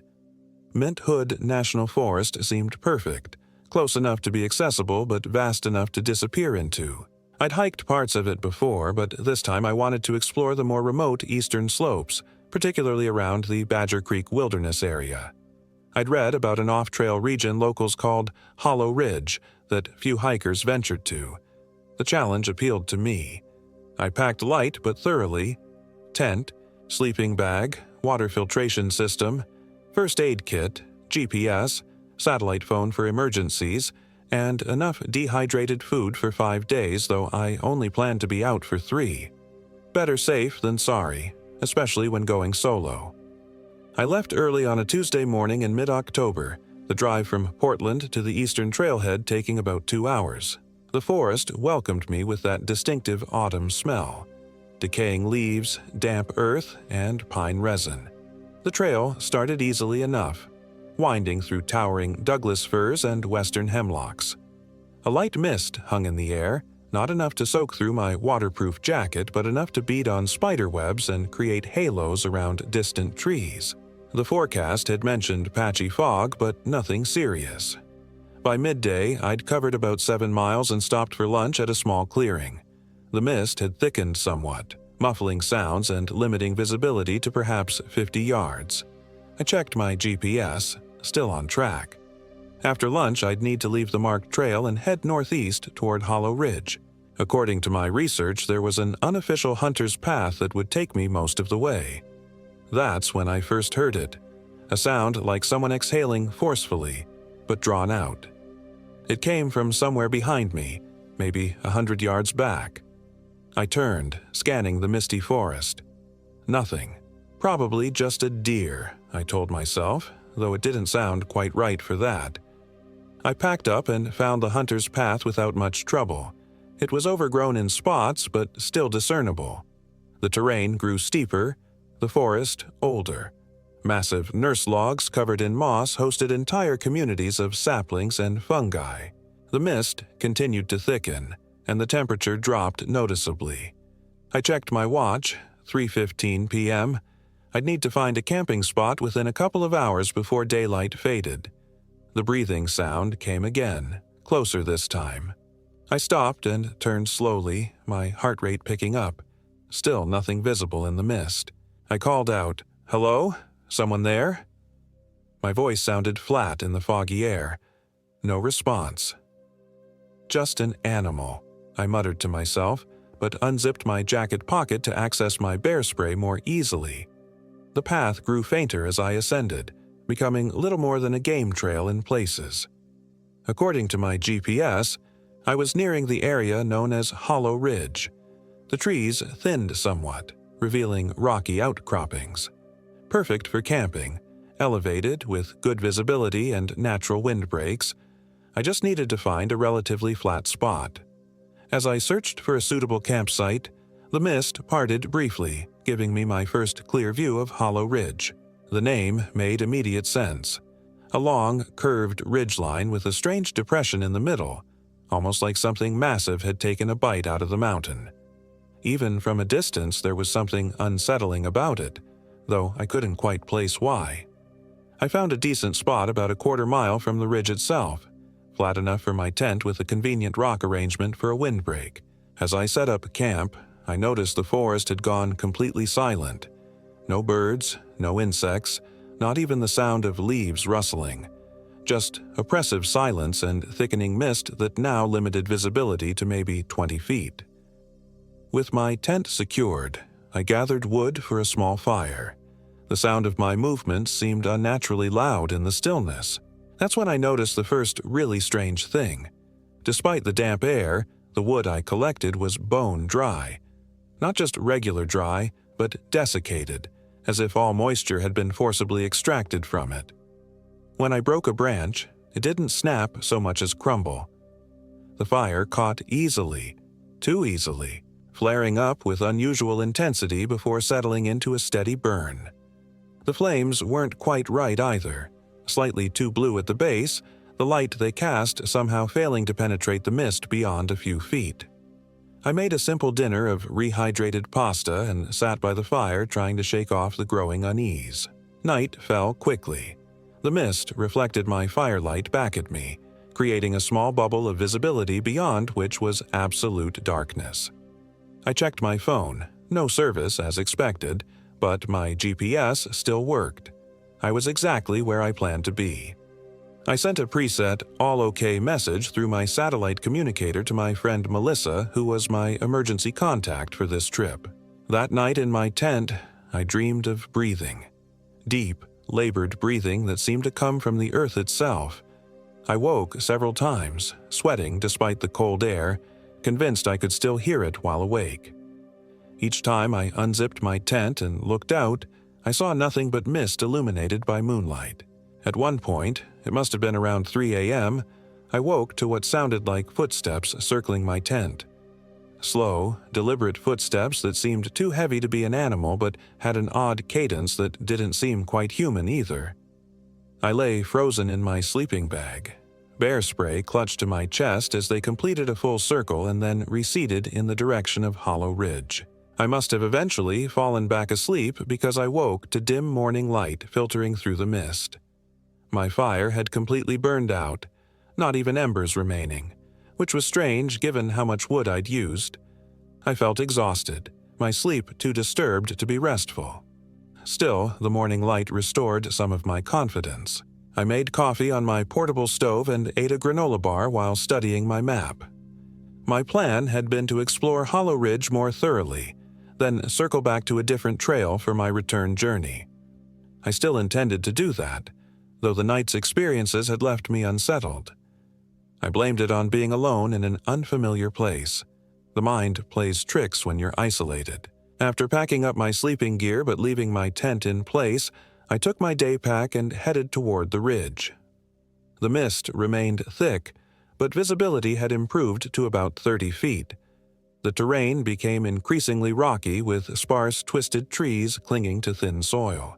Many appeared dead or dying, their few remaining leaves blackened as if by frost, though it hadn't been cold enough for that. The breathing sound came again, ahead of me now, from the direction of the ridge. Louder, more deliberate. I stopped, suddenly reluctant to continue, but curiosity drove me forward. I needed to know what was making that sound. As I approached the ridge, the mist seemed to part slightly, revealing the peculiar depression I'd glimpsed yesterday. It was roughly circular, perhaps 50 yards across, completely devoid of vegetation. The exposed rock was blackened, with strange, winding cracks spreading outward like veins. At the center was what appeared to be a narrow vertical opening, a crevice or small cave. I approached cautiously, every instinct telling me to turn back. The breathing was definitely coming from that opening, a rhythmic whooshing sound that made the thin hair on my arms stand up. I stopped about 10 feet from the edge and took out my phone to photograph it. The camera app opened, but when I tried to take a picture, the phone shut down completely. When I tried to restart it, nothing happened. The battery, which had been at 85%, was apparently dead. Something skittered at the edge of my vision.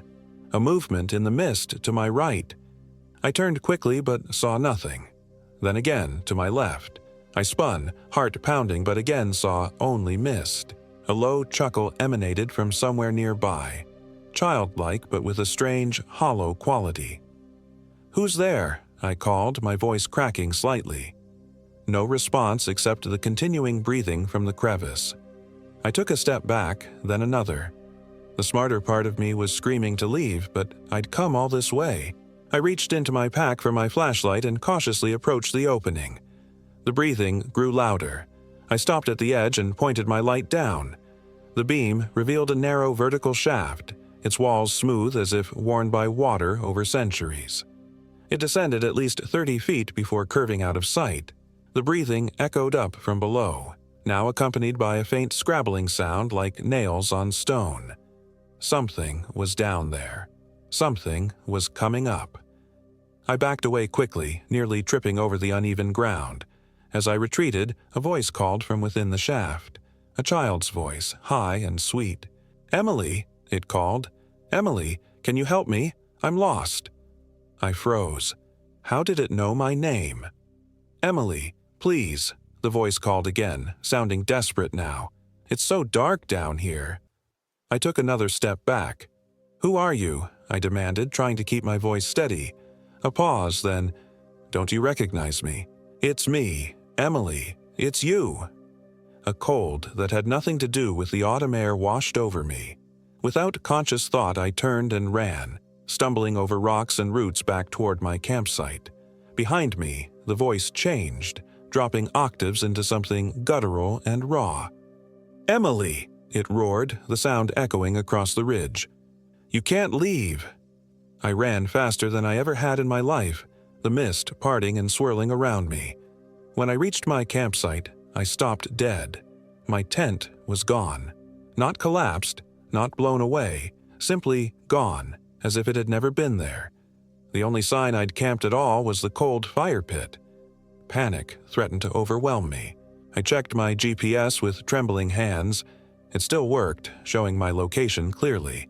I could make it back to the trail before dark if I left immediately. Without hesitation, I began hiking back the way I'd come, moving as quickly as the terrain would allow. The mist seemed to follow me, thickening whenever I slowed and receding when I moved faster. The breathing sound came from all directions now, synchronized with my own increasingly labored breaths.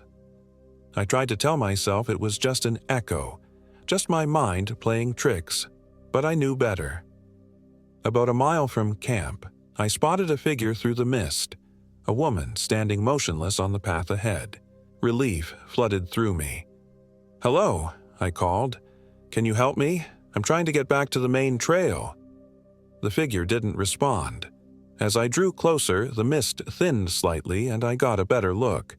She wore hiking clothes similar to mine, her back to me, long dark hair hanging limply down her back. "Excuse me?" I said, moving closer. The woman turned slowly. I stumbled backward, a scream caught in my throat. Her face was my face, exact in every detail except for the eyes, which were milky white, pupilless, and the mouth, which stretched in a grin too wide for human anatomy. "Hello, Emily," my doppelganger said, her voice a distorted version of my own. "Are you lost? I can help you." I backed away, unable to speak, unable to process what I was seeing. "Don't you want to know what's down there?" she asked, tilting her head at an impossible angle. "Don't you want to see what's breathing?" She took a step toward me. "It's waiting for you. It's always been waiting for you." I turned and ran blindly into the forest, away from the path, away from that thing with my face. Branches whipped against my skin, roots caught at my feet. I fell repeatedly but forced myself up each time, driven by pure terror. I no longer cared about direction. I just needed to get away. After what seemed like hours, I collapsed against a massive Douglas fir, gasping for breath. My hands were scraped raw, my hiking pants torn at the knees. I fumbled for my GPS. It showed me about 2 miles from where I'd encountered my doppelganger, but in the wrong direction. I'd been running away from the trail, deeper into the wilderness. Night was approaching fast. I couldn't stay here, exposed and without shelter. I checked my satellite communicator, also dead, just like my phone. Everything electronic except my GPS had failed. I had my emergency bivy sack, some food, water, and my bear spray. I'd have to make do. As darkness fell, the forest transformed around me. The mist thickened into an almost solid wall, and the trees seemed to shift positions when I wasn't looking directly at them. The breathing was constant now, coming from everywhere and nowhere. I huddled in my emergency bivy beneath a sheltering rock outcrop, clutching my bear spray like a talisman. Sleep was impossible. Throughout the night, figures moved in the mist just beyond my vision. Some human-shaped, others decidedly not. Whispers surrounded me, sometimes in my voice, sometimes in voices I didn't recognize, speaking words I couldn't quite make out. At one point, I heard what sounded like my parents calling my name, though they were hundreds of miles away in Arizona. Later, it was Melissa, my emergency contact, pleading for help. I covered my ears, but the voices continued, now seeming to come from inside my own head. Morning brought no relief. The mist remained, and the sun was just a slightly brighter spot in the grayness above. I was thirsty but hesitated to drink from my water bottle. The liquid inside had taken on a faintly reddish tinge overnight. I packed my few belongings with numb fingers and consulted my GPS again. The trail was about 4 miles northeast. I could make it by afternoon if I pushed hard. I set off, using the GPS to navigate through the increasingly unfamiliar forest. The trees grew more twisted and unhealthy the further I went, many covered in a black, vein-like fungus I couldn't identify. Dead animals lay here and there, mostly small rodents and birds, their bodies desiccated like the firewood I'd collected. No signs of predation visible. Around midday, I heard voices ahead, human voices in normal conversation. I hurried forward, hope surging, and broke into a small clearing where 3 hikers sat eating lunch. "Hello," I called, nearly sobbing with relief. "Thank God. Can you help me? I've been lost and there's something—" They turned toward me, and my words died in my throat. All 3 had my face, exact duplicates with those same milky eyes and twisted grins. They wore different hiking clothes, had different builds and hair colors, but all wore my face like a mask. "Hello, Emily," they said in unison, their voices overlapping in a nauseating chorus. "Won't you join us for lunch?" One held up what looked like a strip of dried meat. "It's fresh. We saved you some." I backed away, then turned and fled yet again. Their laughter followed me, echoing unnaturally through the trees. I ran until my lungs burned, finally stopping to check my GPS through tear-blurred eyes. It showed me moving steadily away from the trail, though I'd been certain I was running toward it. A horrible realization dawned. The GPS was leading me in circles, back toward Hollow Ridge. I hurled the device away into the underbrush and sank to my knees, overwhelmed with despair. I don't know how long I knelt there before I noticed the silence. The ever-present breathing had stopped. The forest was completely still. I raised my head slowly, afraid of what I might see. An old woman stood before me, perhaps 20 feet away. Unlike the doppelgangers, she appeared completely human, elderly with deeply lined skin and white hair tied in a long braid. She wore simple hiking clothes and leaned on a gnarled walking stick. "You shouldn't be here," she said, her voice cracked with age but unmistakably human. "This is a bad place, especially now." I stared at her, afraid to hope. "Who are you?" I managed to ask. "Margaret White," she replied. "Local. I live in Dufour, about 10 miles east." She gestured at the forest around us. "Been coming to these woods all my life. Know what to avoid." "There's something," I struggled to explain. "Something in the ground, breathing, and things with my face." "Hollow Ridge," she said, nodding as if this explained everything. It wakes up every 70 years or so, gets hungry, starts hunting. She studied me with sharp eyes. Called you here, didn't it? Made you think it was your idea to come. I thought back to my sudden, irresistible urge to visit this specific area. How did you know? Always the same pattern. Calls people who are alone, shows them what they fear, wears their faces, tries to get them to go down into the breathing hole. She took a step closer. Did you look into it? I nodded, remembering the vertical shaft. I saw it, heard a voice. She exhaled heavily. That's not good. Once it's seen you, marked you, it doesn't usually let go. She pointed to a black mark on my forearm that I hadn't noticed before, a vein-like pattern similar to the fungus on the trees. What is it? I asked, my voice barely above a whisper. Margaret shook her head. Older than the mountains. The Wasco people knew about it, called it the Hollow One, left offerings to keep it sleeping. When white settlers came, the offerings stopped. She looked around nervously. We need to move. It knows I'm here now. Can you help me get out? I pleaded. Maybe. She gestured for me to follow. We need to get to running water. It can't cross. We moved quickly through the forest, Margaret displaying surprising agility for her age. The mist seemed to retreat from her, giving us better visibility. She led me down a steep hillside toward the sound of water, a creek I hadn't noticed before. The ridge is a thin place, she explained as we walked. A place where things that shouldn't exist can bleed through. Every 70 years, the barrier gets weaker.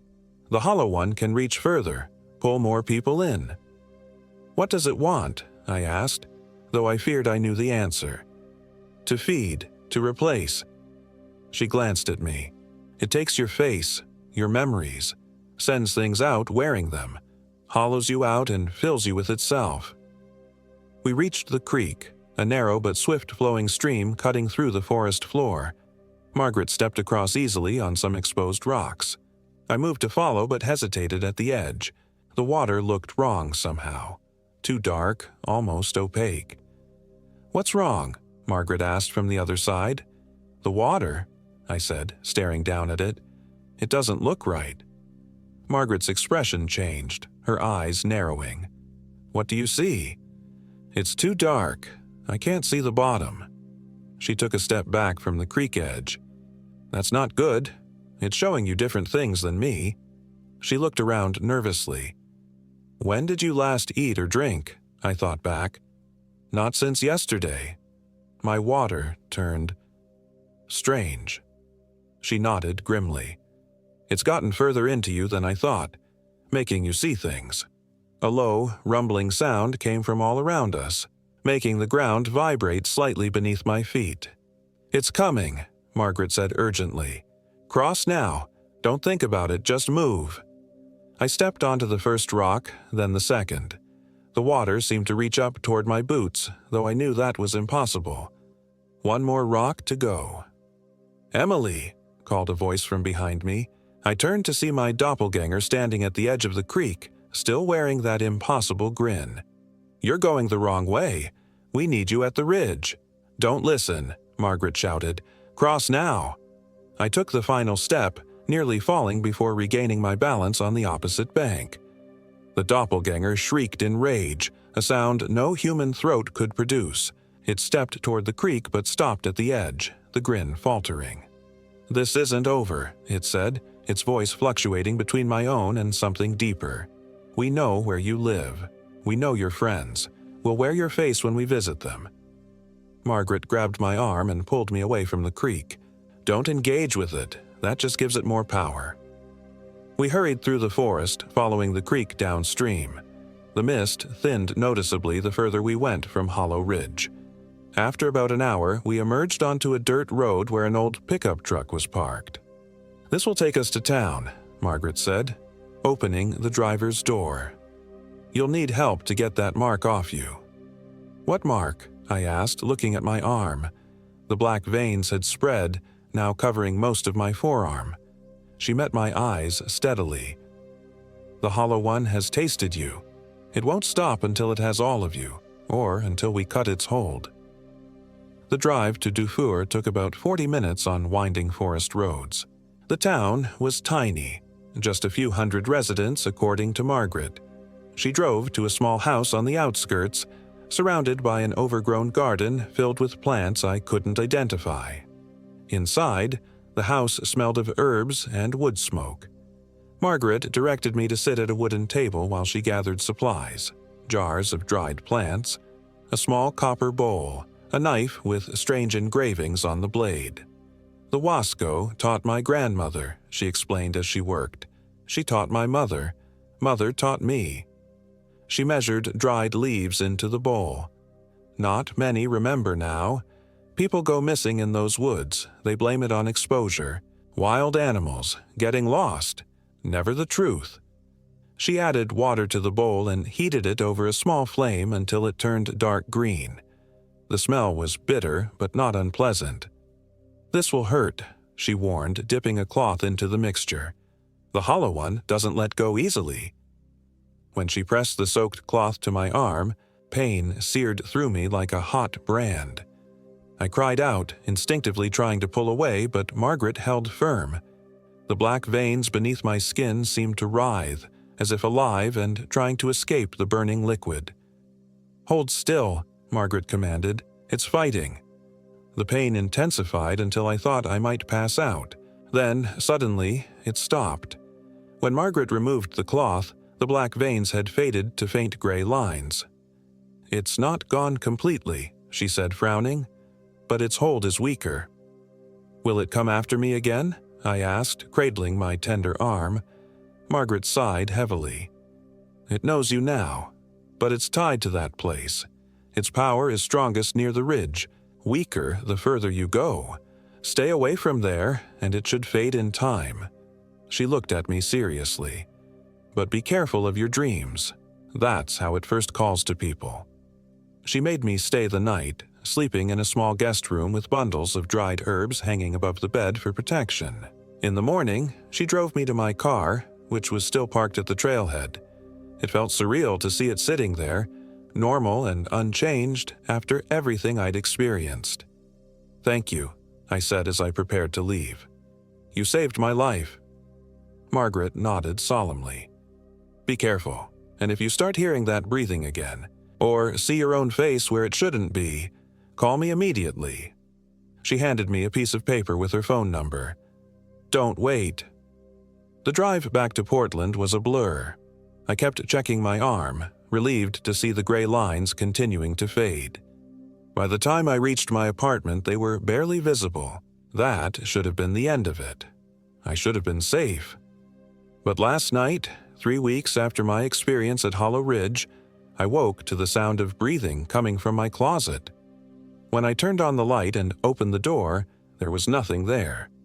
The sound stopped immediately. This morning, I found a black, vein-like mark on my bathroom mirror, similar to the fungus I'd seen on the trees. And when I wiped away the steam after my shower for just a moment, I thought I saw another face superimposed over my reflection. My own face, but with milky white eyes and a too-wide grin. I've called Margaret. I'm packing my things now. She says I need to come back, that the treatment wasn't complete, that the Hollow One doesn't give up once it's chosen someone. I don't know if I'll ever truly be free of it. I don't know if anyone who's seen the breathing hole ever really escapes. But I know I can't stay here. Can't risk it finding me again. Can't risk it using my face to hurt the people I care about. So I'm going back to Dufour, back to Margaret. She's my only hope. But even as I pack, I can hear it sometimes. That deep, rhythmic breathing, like something massive sleeping in the earth below my apartment building, waiting, patient, hungry. And sometimes, out of the corner of my eye, I swear I can see myself standing in the hallway, grinning that impossible grin, watching me with milky white eyes, waiting for me to look directly at it, waiting for me to follow it home to Hollow Ridge,